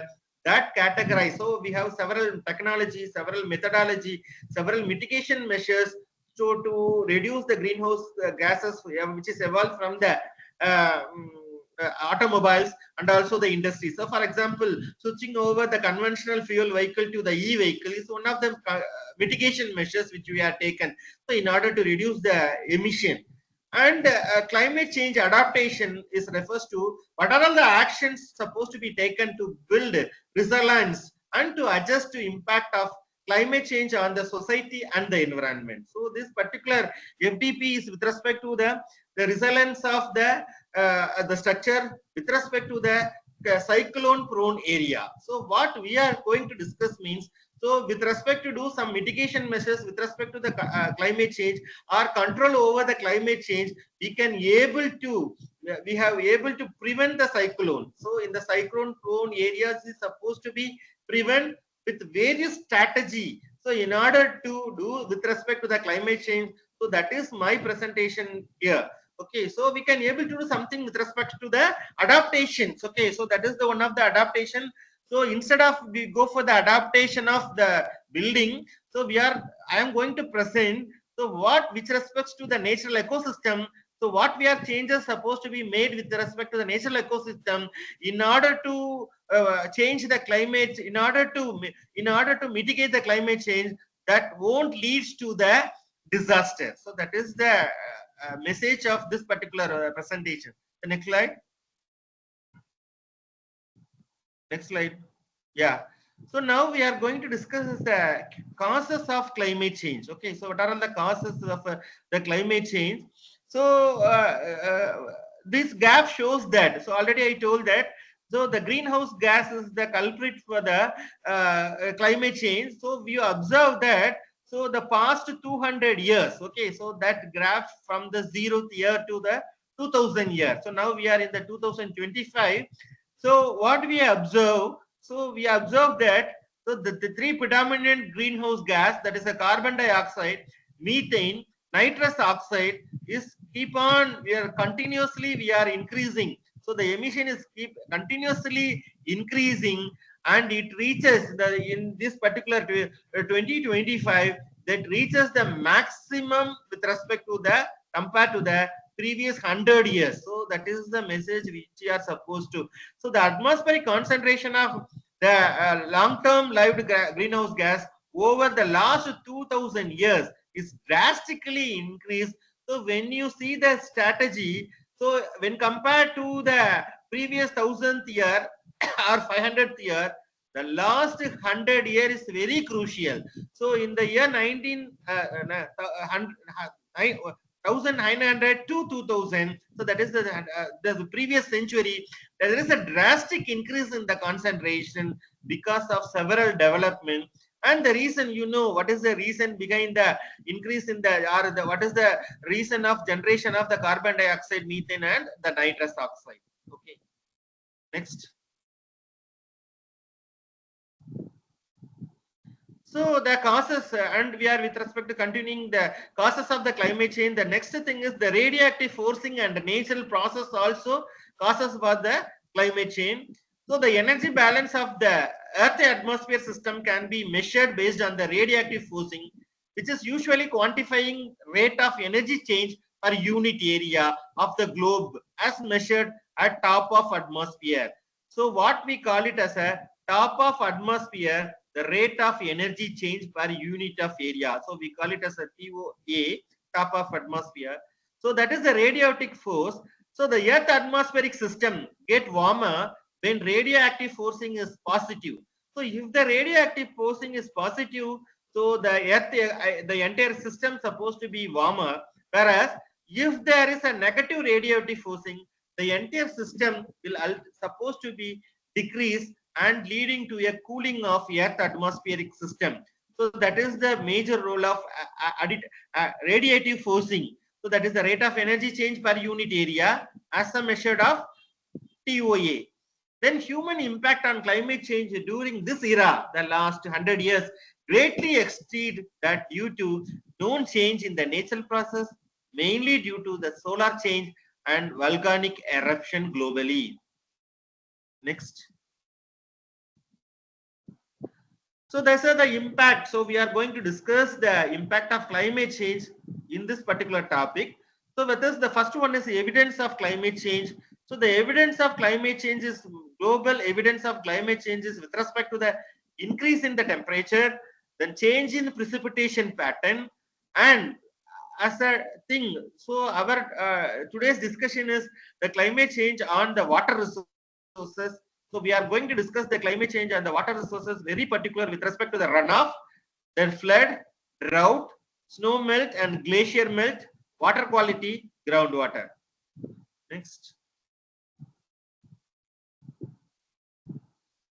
So again, annual global mean observed temperature. So the first temperature variance. So the graph shows the global temperature variance for a century. Okay, so from the year 1860 to 2000, so the graph shows that what trend. So there is an increase in the trend in surface temperature.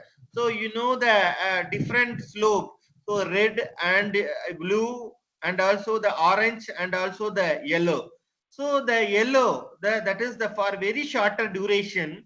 So at present, if you consider the year 1980 to 2000, that particular 20 years, there is a drastic increase in the temperature. Then the slope, when you compare the slope of the previous 1000 years, that is red line, the slope is very steeper. If you compare the slope of red line and the slope of the yellow line, so the slope is the for shorter recent period, the slope is greater, indicating that it is accelerating the surface temperature. So again, it is because of several activities or the greenhouse evaluation of emission of greenhouse gas. So the temperature, the global temperature is drastically increasing, particularly in the past 30 years. Okay, so the 30 years, so there is a drastic increase in the temperature. So that is again the observation. So we are supposed to do something with respect to the mitigation measures in order to maintain the temperature, surface temperature, and we are trying to reduce the surface temperature. Next slide, please. So again, this is the linear trends with respect to the surface temperature. So with respect to the annual trend, so the past century, that is the 100 years.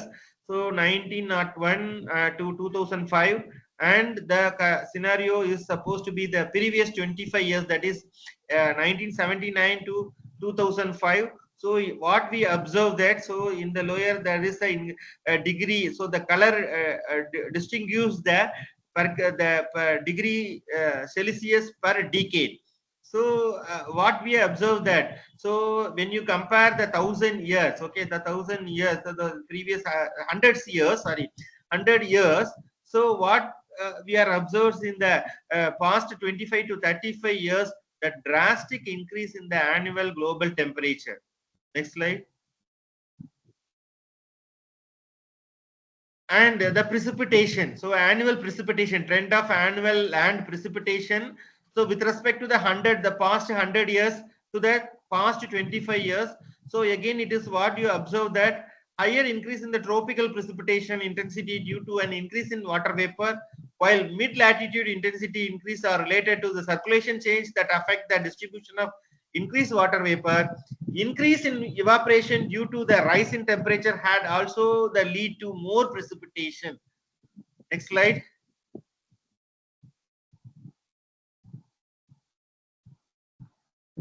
And this is the change in the annual runoff pattern.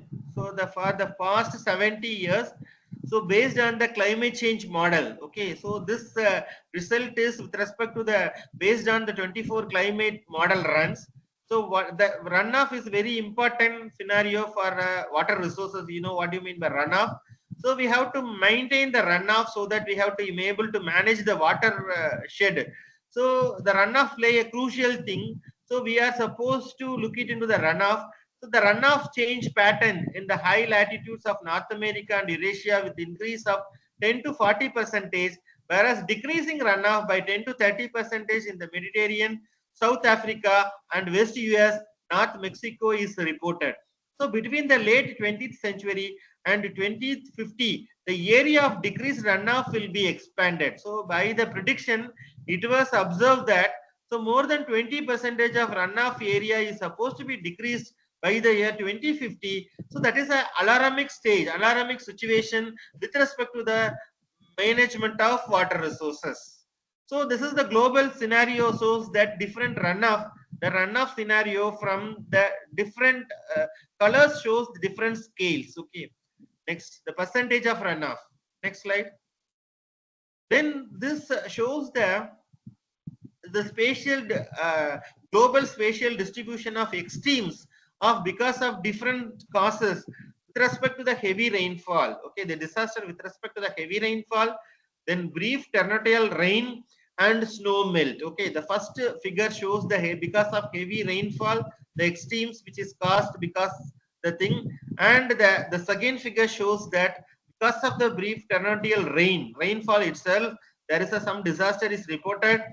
And some portion of that thing, the third figure shows that because of the snow melt, so the disaster is supposed to be impacted. Okay, so the main common causes of flooding in India, as far as the India is concerned, okay, the common cause of flooding in India is the tremendous impact of monsoon rain which caused levee break. So intense rainfall of long duration induced extreme flood in 5 countries of Central and Eastern Europe in the August 2002. On the global scale, the number of great inland flood during the last 10 years, that is between 1996 and 2005, is twice as large per decade as between 1950 and 1980, while economical losses have increased by a factor of 5. So what we observe from this study is, when you compare the 1950 to 1980, so when the 1996 to 2005, there is an increase in the flood. Okay, so there is an increase in the flood the twice, and because of the flood, the economical losses is increased by the factor of 5. Next slide. So again, the evapotranspiration. So that is also one of the variable with respect to the climate change. Okay. So evapotranspiration. So that is the transpiration through the vegetation. So that is we categorize as the evapotranspiration during photosynthesis. We know what is the process with respect to the photosynthesis. The evaporation loss is supposed to be influenced, and also it impact the soil moisture. So what we observe, again, it is a global scenario. So with respect to the scale is it's from the it ranges from -1 to 1. So that is the figure A ends the mean of the first half of 21st century. So the evapotranspiration is the first 21st century, and the second figure, that is B figure, so supposed to be the second half of 21st century. So that is the comparison between the first half of the 21st century and second half of the 21st century. So that is the drastic increase in the evapotranspiration is observed. So overall, drying trend with a decrease in the global average of the, that is evapotranspiration of 0.3 per decade projected for the first half of the 21st century, while the rate of drying over the second half of the 21st century increases with the evapotranspiration decreasing by 0.5 per decade. Next. So again is the drought. Okay, that is the projected scenario of the drought which is observed globally.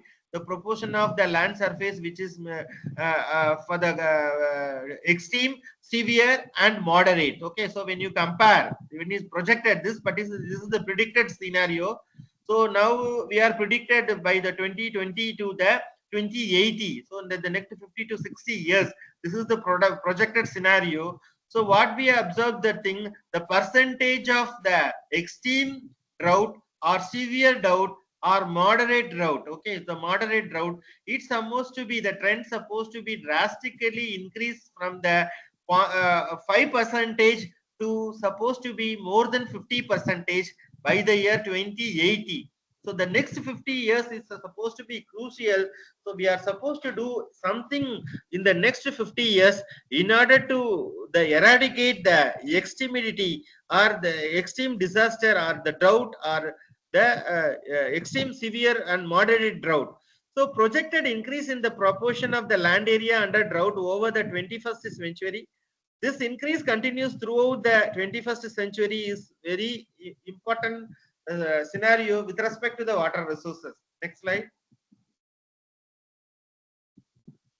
So when you look it into the groundwater scenario of the global, so global warming will be likely affected the groundwater resources by altering precipitation and temperature pattern, which will be likely to be the further aggravated by the over exploitation. So as far as the India is concerned, based on the NASA's gravity recovery and climate experiment, that is a GRACE satellite, that is a twin satellite, the groundwater in the states of Rajasthan, Punjab, and Haryana in India is in the phase of declining at a rate of 33 centimeter per year. Next. So there is a vulnerability of water resources with respect to the climate change, with respect to the changes to water supply. So our water supply system, we know there is supposed to be do some changes to water supply, increased amount of water pollution, risk to water and wastewater infrastructure and operation, degradation of watershed, multiple impact in the coastal areas, and ozone acidification. So these are all the some of the vulnerability area of water resources. So we are going to discuss the impact of or vulnerability of this particular scenario and what is the challenge we are supposed to do in the next 30 years. So we are going to discuss. Next slide. So this figure shows that the reduced amount of runoff in a nutshell. So we are discussing up to certain extent there are some of the impacts with respect to the watershed. So in the nutshell, so what this particular figure shows that there is a reduce in the annual runoff. So reduce the aquifer recharge because of the runoff, reduced runoff. There is reduction in the aquifer recharge. So and there is supposed to be the decreased water quality at the sources, which supposed to be increased water temperature, increased climate variability, socio-economical change that leads to changes in water demand. So finally, it's supposed to induce reduced water availability, increased risk of longer drought condition, changes in the operating condition of infrastructures, particularly with respect to the water resources infrastructures, then increased conflict with other water uses. Next.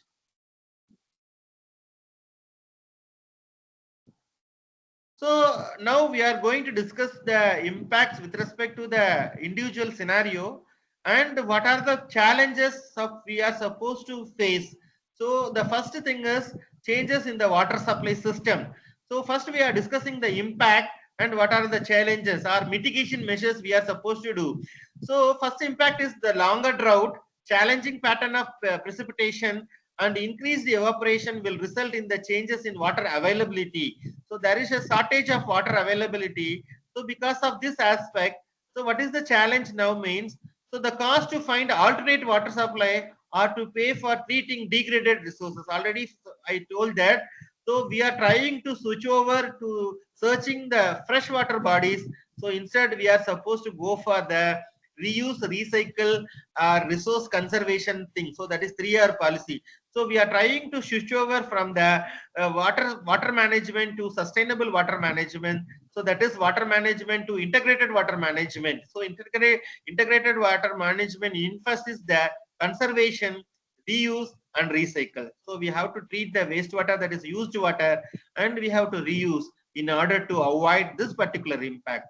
Then next impact with respect to the water supply is the sea level rise and salt water intrusion into the groundwater aquifer. So that is the major thing. So that the only reason of sea level rise and groundwater intrusion into the freshwater aquifer is so the over exploitation of water. So for the over exploitation of water leads to the saltwater intrusion. So that is encouraging the customers, the consumers to support water conservation program. So educate the people for the water conservation. So in order to reduce the withdrawal of water, so that leads to the supposed to be the mitigation in order to impact this one. The next one is with respect to the water supply system is warmer air temperature created increased demand for water. So because of the hotter climate, so the water demand is also increasing. So that is the mitigation is need to develop ensure safe use of non-traditional water supplies such as using water from the showers and dishwasher for irrigation or toilet flushing. That is a reuse purpose. So then we are supposed to maintaining the moistured climate. Okay, so that is the only the thing we have to maintain the warmer air temperature. Then increased competition for stressed water supplies between urban demand, agriculture, energy production, and technological needs supposed to be mitigated. Next slide.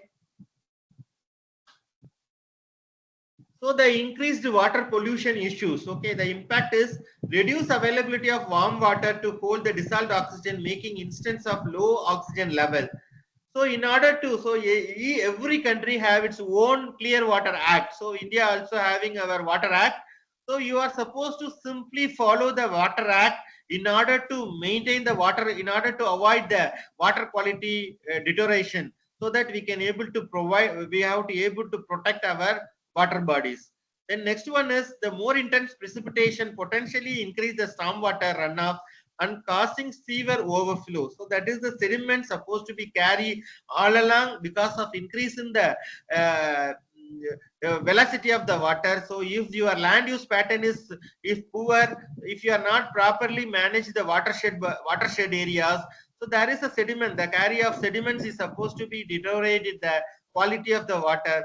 So we are supposed to do some control over the stormwater and sewer overflow. So the proper design of stormwater management, stormwater design is supposed to be mitigate this issue. Then intense rainfall event increasing velocity of the stream flow, causing more erosion and sedimentation. Dry periods and drought lowering stream flow and reducing dilution of pollutant discharges. Again, it is some of the impact. So again, we are supposed to work to preserve the biodiversity of the species that rely on certain seasonal stream flow or water temperature. Next.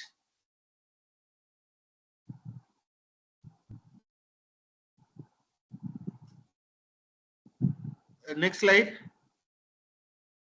Yes, risk to infrastructure.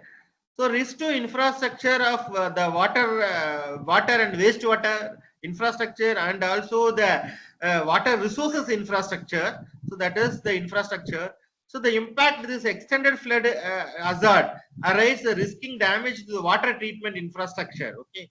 So that is the mitigation is the aging infrastructure and population growth combined with the climate risk. So we are supposed to design the water treatment plant and also the wastewater treatment plant infrastructure by considering the population growth. Then the damage to the distribution and collection pipelines due to the drier soil and erosion from the storm drainage. So that's supposed to be managed by paying more operational maintenance, responding to the emergency, and conducting long-term climate planning. Then operation of water treatment system combined by unusual challenges, temperature at flows, and also the sedimentation, salt water intrusion is supposed to be mitigate, adopt the policy and practice that integrate the planning for climate change into the overall management plan and invest in emergency response planning. So we are supposed to work towards the integrated water supplies, water management for in order to mitigate this particular challenge. The next slide. So the very important thing is, we have to do some mitigation measures with respect to the watershed. Watershed supposed to be protected. So now in the past 50 years, there is a degradation in the watershed management. Watershed is observed. So the land use pattern, land cover pattern is drastically changed. So the watershed area, the agriculture area, forest area is supposed to be converted into urban usage. So that is the drastic degradation of watershed that is highly influencing the water resources impact. So the changes in precipitation and increased evaporation are likely to change flow to lakes and streams, which is affecting the extent and quality of wetland, lakes and estuaries. So that nowadays the disappearance of lake estuaries is because of urbanization. So we are supposed to protecting the healthy and intact watershed. Then declination groundwater levels due to withdrawals and reduced recharge are likely to reduce the steam flow. So we are supposed to concentrate on the withdrawals, and we are trying to recharge. So we are supposed to encourage, for example, rainwater recharging. So that is supposed to be improve the rainwater recharging system, supposed to be, or rooftop recharging supposed to be improved. So in order to eradicate this particular impact, then the temperature and other changes will affect the habitat. So with respect to, for example, cold water fish, so due to increase in the ocean temperature, the cold water fish supposed to be disturbed. So it is supposed to impact the ecosystem. So we are supposed to maintaining the particular ecosystem by properly manage the watershed globally. Next slide. So these are all the figure shows some of the impact of climate change on soil. So because of the soil, so the water quality is also supposed to be changing. So because of the extreme event, so that supposed the velocity of the runoff is supposed to be increased.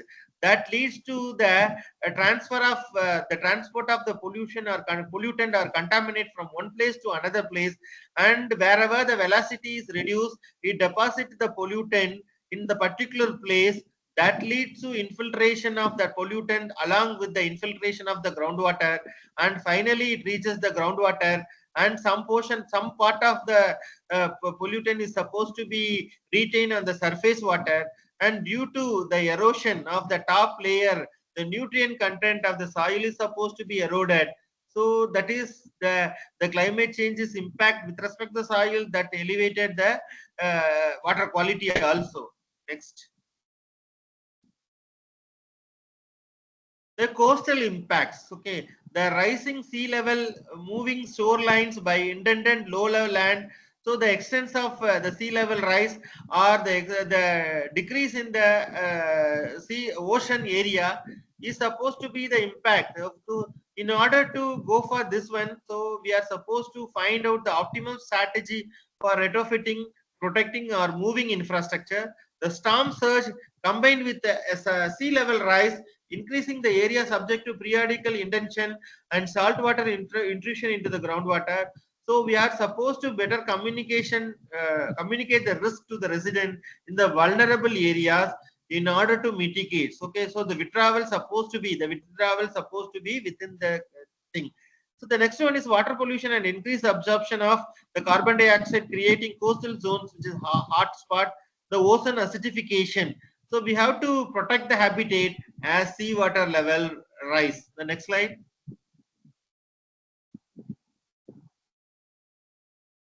So the next, the final one is the ocean acidification. So the ozone acidification means the dissolving of carbon dioxide. So because we are already told that the carbon dioxide is drastically increasing in the atmosphere. So because of that, so it finally it's supposed to react with the seawater and it will form a carbonic acid that lower the pH level of the ocean, that the lower of the water level in the ocean, water pH in the ocean, we term as ozone acidification. So that is the main impact with respect to the climate change due to the drastic increase of carbon dioxide. So we are supposed to do, we have to mitigate this one.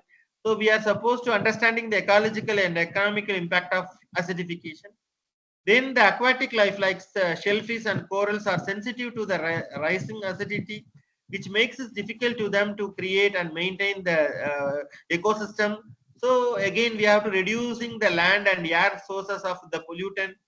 The 75% of world coral reef are threatened by the compounding effect of ocean acidification, overfishing, nutrient pollution, warming waters, and diseases. So we are supposed to finding the sustainable way to protect the shellfishes and corals. Next slide.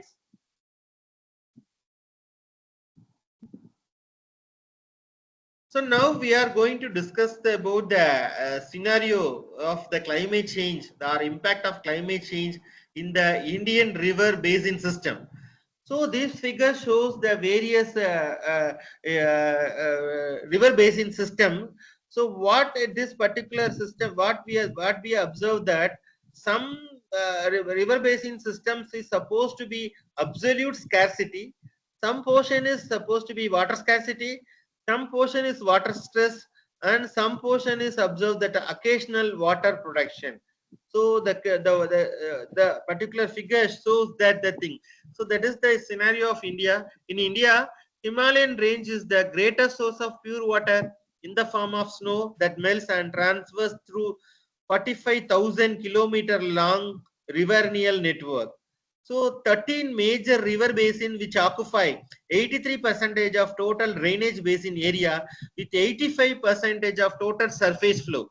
The river basin experienced a remarkable change in path, flow, water availability, and reducing the self-purification, natural purification capacity in the last few decades. So that is a very important observation. What the what you mean by self-purification? So day by day, the self-purification system, the ability of the river is getting reduced because of several reasons. Next. So this is very particular about the Chandigarh river basin. So what is observed is, so that is the simulated study, that is a prediction study.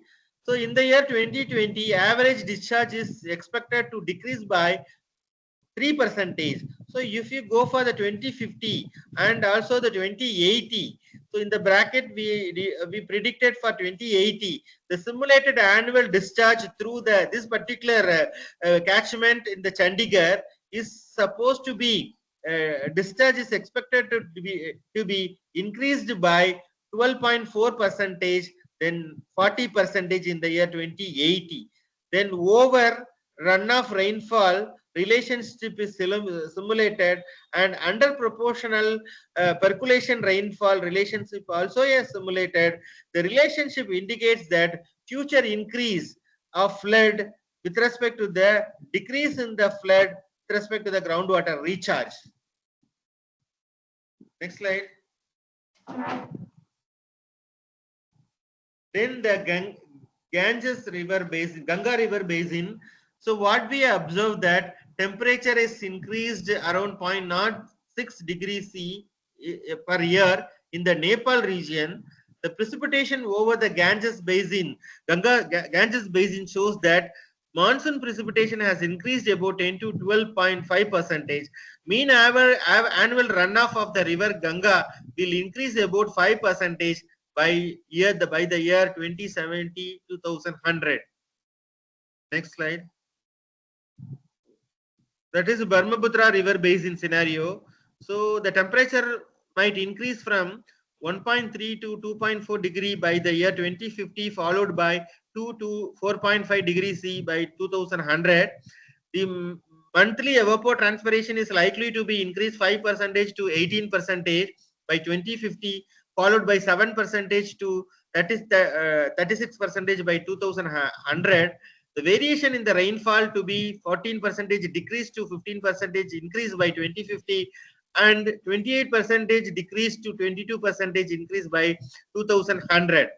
Then climate change might be responsible for the alteration in the physical characteristics of Brahmaputra river shortly. Next. Then Ganga Brahmaputra river basin. So the disaster risk like high exposure to the flood and drought, reduction of sediment supply and alteration in the water flow due to the dams and abstraction in this particular region for the next 15 to 30 years, and might be responsible for shrinking of deltas. So the rising of sea levels in this particular Ganga Brahmaputra delta could directly affect more than 3 million people and lose nearly 1/4 of the land area. Next slide. So the adaptation. So the finally we are going to discuss the adaptation to the climates and what is the limitation with respect to the adaptation to the climate change. The major problem of adaptation to climate change might be related to the multiple dimension which is involved, which includes, so for example, so we are looking into the global climate change adaptation, but due to several limitations, so we are supposed to not fulfilling the thing. So that is the various sectors. So the various sectors which involves the water resources, agriculture and industrial. So we are supposed to involve these sectors into the adaptation, and the spatial scales which includes the local, regional, national and also the global scale. Then type of action which is supposed to be the physical, technological, investment, regulatory market, and then climate zones. So that is the dryland, floodplains, mountain and Arctic region. So globally if you consider, so these are all the some of the drawbacks, so which is associated the limitation. So in order to achieve the climate change adaptation, even though the researchers are working towards the climate change adaptation with respect to the particular limitations also. And then the more focus on the climate change adaptation have emerged since the third assessment report of IPCC highlighted several strategy including adaptation. So that strategy is very important strategy. That is the one is observed climate change, planned adaptation to climate change in the infrastructure design and the coastal zone management. So the infrastructure design and the coastal zone management play an important role in the climate change adaptation. Then variable nature of vulnerability and adaptive capacity. The capacity building also play an important role. So we are trying to build the capacity building in order to adapt with respect to the climate change globally. For several decades, measures have been in place to reduce the climate impact by understanding their variability of decadal, annual and seasonal scales, so as to develop the climate forecasting method. So we are supposed to develop a model, so that's supposed to be incorporate the physical model of the climate variables, and also the supposed to be use the artificial intelligence and also the machine learning in order to run the model. So in order to analyze the risk analysis based on the disaster and crop and livelihood diversification. Next slide. So that some of the strategy with respect to the adaptation to the climate change. So the various types of adaptation have been implemented around the world. That is the global scenario. So now we are supposed to discuss some of the things. Okay. So the first thing is drought. So how we are supposed to adapt, mitigate the drought. So enhance the use of traditional rainwater harvesting and water conserving techniques. So building of shelter belts and windbreaks to improve the resilience of rangelands and setting up of revolving credit funds, which is supposed to be developed by in the Sweden, Africa, which is inclusion of drought resistant plant. So this scenario is already developed in the Sudan and Africa region. Adjustment of planting dates and crop variety, accumulation of commodity to stocks as an economic reserve, creation of local financial pools as in the case of Mexico and Argentina, creating employment program options following drought in the national government program, and assistance to small subsidence to the farmers to increase crop production. Next. So the adaptation of the climate change with respect to the sea level rise. So acquisition of land with view of to climate change to occur the coastal land damaged or prone to the damage by the storm or buffering other lands. So as in the case of New Jersey coastal blue acre land acquisition program in the US, then installation of hard structures in area vulnerable to coastal erosion and adaptation of the national climate change action plan by integrating the climate change concern into the national policy as in the case of Egypt, introduction of participatory risk assessment, capacity building for shoreline defense system, design, construction of cyclone resistant housing unit and reviewing of building codes as in case of the Philippines, then adaptation of the Flooding Defense Act and Coastal Defense Policy as a precautionary measures allowing for the incorporation of emerging trends in the climate and building of a storm surge barrier taking 50 centimeter sea level rise into account as in the case of the Netherlands. Next slides. So there is a, already we discussed, there is a limitation in the adaptation of the climate change globally because of the threshold level of ecosystem in the global level and technological limits, okay, and also the financial barriers so play an important role in the adaptation of the climate change. Then informational and cognitive barrier, then social and cultural barriers also leads to the limitation of the climate change adaptation globally. Next slide. So as already I discussed, so the climate data is supposed to various climate data we are going to process with respect to the physical model. So that is very difficult because of the several limitations and also the global, we are trying to develop a global model, climate model. So that's because of several limitations. So the physical model is not supposed to be sustained. So because the data driven with respect to the artificial intelligence, machine learning and deep learning is supposed to help to develop the global climate change model and modeling. So by introducing the physical model and also the advanced level, that is the artificial intelligence, machine learning, deep learning. So we are supposed to go for the hybrid model. So in order to eradicate the limitations by combining the process based model, that is the physical with respect to the artificial intelligence is supposed to helpful. So nowadays, now at present, the research, a lot of research is reported with respect to this particular aspect, that is a coupling of the physical model with respect to the artificial intelligence AI. So in order to develop a hybrid climate model, so that's supposed to be helpful for the in future scenario. The next slide. So coming to the conclusion, so the overall change in the large scale hydrological cycle are observed is supposed to be the spatio-temporal scale. So that we have to look it into the hydrological cycle. Then increase the frequency in heavy precipitation event, that is globally, the runoff pattern, reduction in snow cover and shift in the amplitude and timing of glacial runoff is one of the impact. Then based on the global climate model, precipitation is likely to increase in high altitudes and decrease in the low mid latitude region during the 21st century. The basic food sector, that is availability, stability and access, which will be likely be affected by change in the quality and also the quality of the water resources. Then water quality will decrease because of imbalance in the several factors, including the sediments, nutrients, dissolved organic carbon, pathogens, pesticides, salt, and thermal pollution. Next. The quality and quantity of water resources will have a severe impact on ecosystem and human health.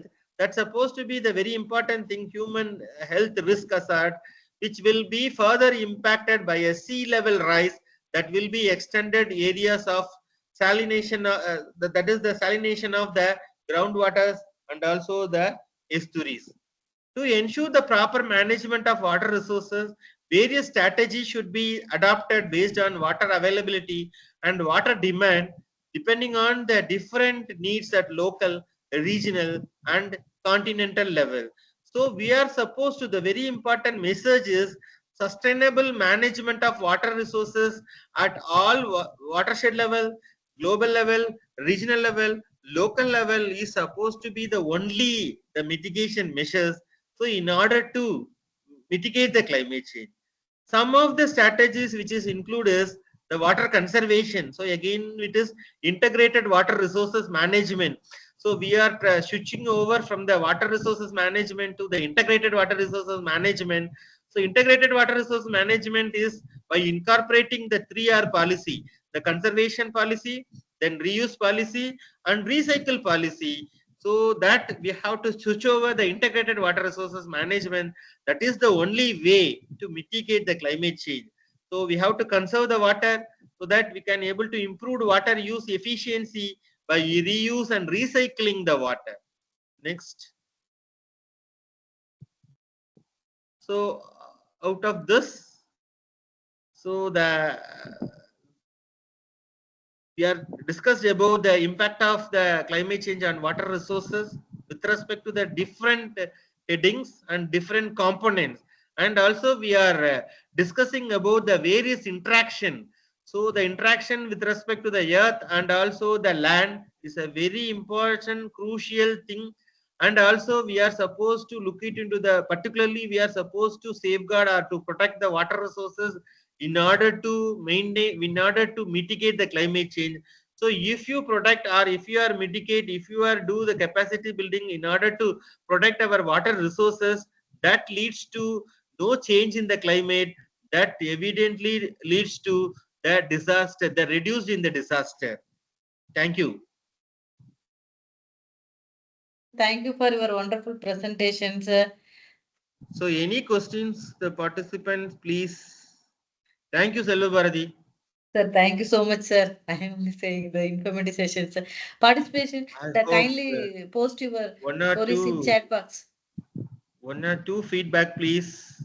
Yes, sir. So I'm not, because of online, I'm not to directly interact you, and I'm not able to see your face also. I'm very eagerly to see you, your faces also, but it Yes, is sir. practically difficult. Yes, sir. So anyhow, it is very useful information. So more than 100 participants are there from the Yes, sir. different part of country, I think so. Yes, sir. Yes, sir. Yes, sir. Again, this is the pathway. Just it is a pathway to the climate impact to climate change with respect to the water resources only. It is Yes, not sir. a detailed one anyhow. No, So sir. No, sir. I request one or two feedback, please. Okay, in the chart there is so many feedbacks are there. Sir, one question is asked, sir. Okay. What should be the approach to clean river in India, sir? Yeah, so we are supposed, first thing is, so you have to maintain the clean river in India. We are supposed to follow the Water Act. So as per the Water Act, so we have a Water Act. So we are supposed to follow the Water Act. So that leads to the maintenance of the clear water. So every citizen supposed to build the capacity building is very important. So it is the each and every citizen in India supposed to be responsible to protect our water resources. So we are supposed to maintain the clean water, and we have to build the capacity, the awareness program. So we by conducting several awareness program, and we are supposed to capacity building to the every citizen of the people supposed to be leads to the clear river water. Thank you, sir. Thank you, sir. Any other questions? Any other queries? So trying to each and every individuals, please try to conserve the water, adopt the 3R policy at your house level. So that leads Yes, sir. to the global level. Yes, So sir. you Yes, have sir. to conserve the water first. You are supposed to trying to reuse and recycle. We are you try to reduce the wastage of water at your premises, at your houses. That is the first step. Sir, one more question, sir. Suggestion: how to select the places of construction of water storage structure?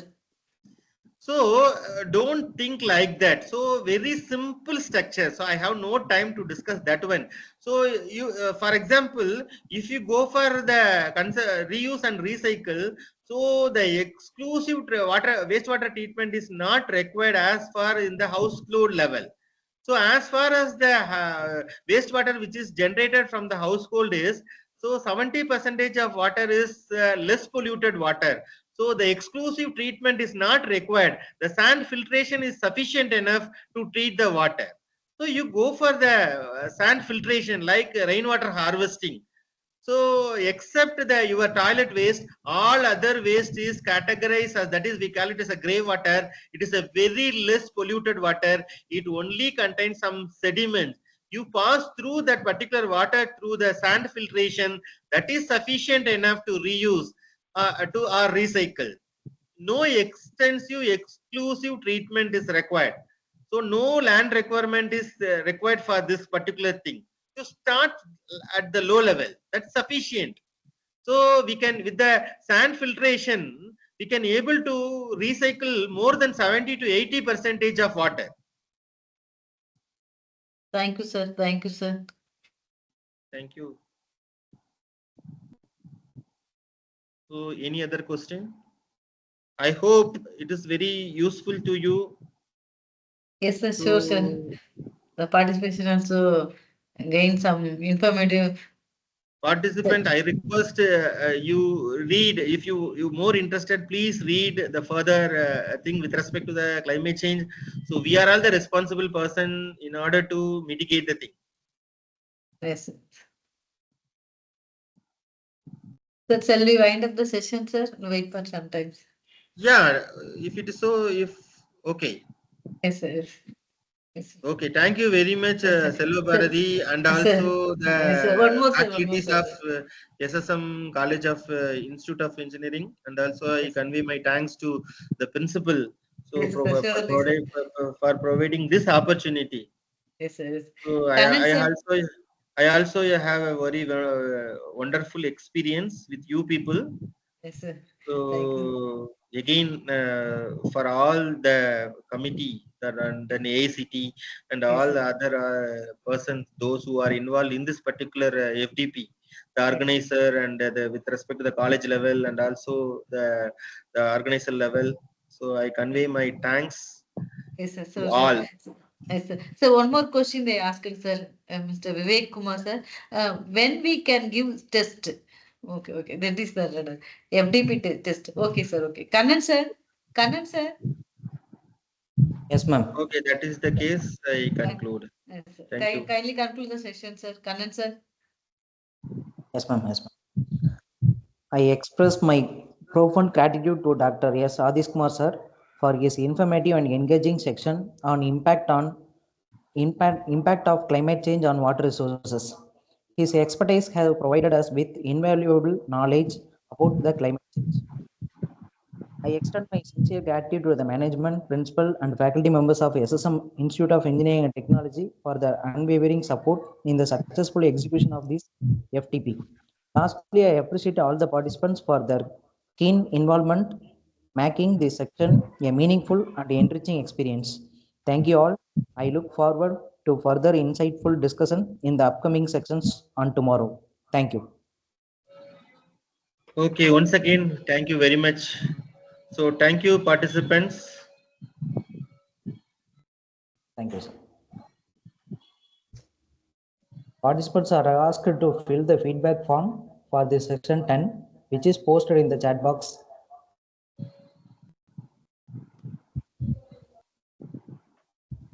This platform is open for another 10 minutes to fill the feedback. Okay, Selva Bharati, shall I leave?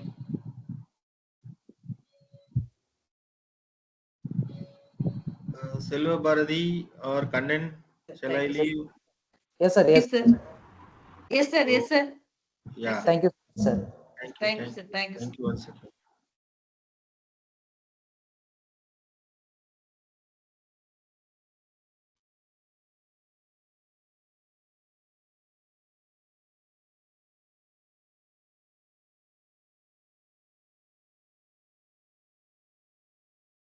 Dear participants, kindly fill the feedback form.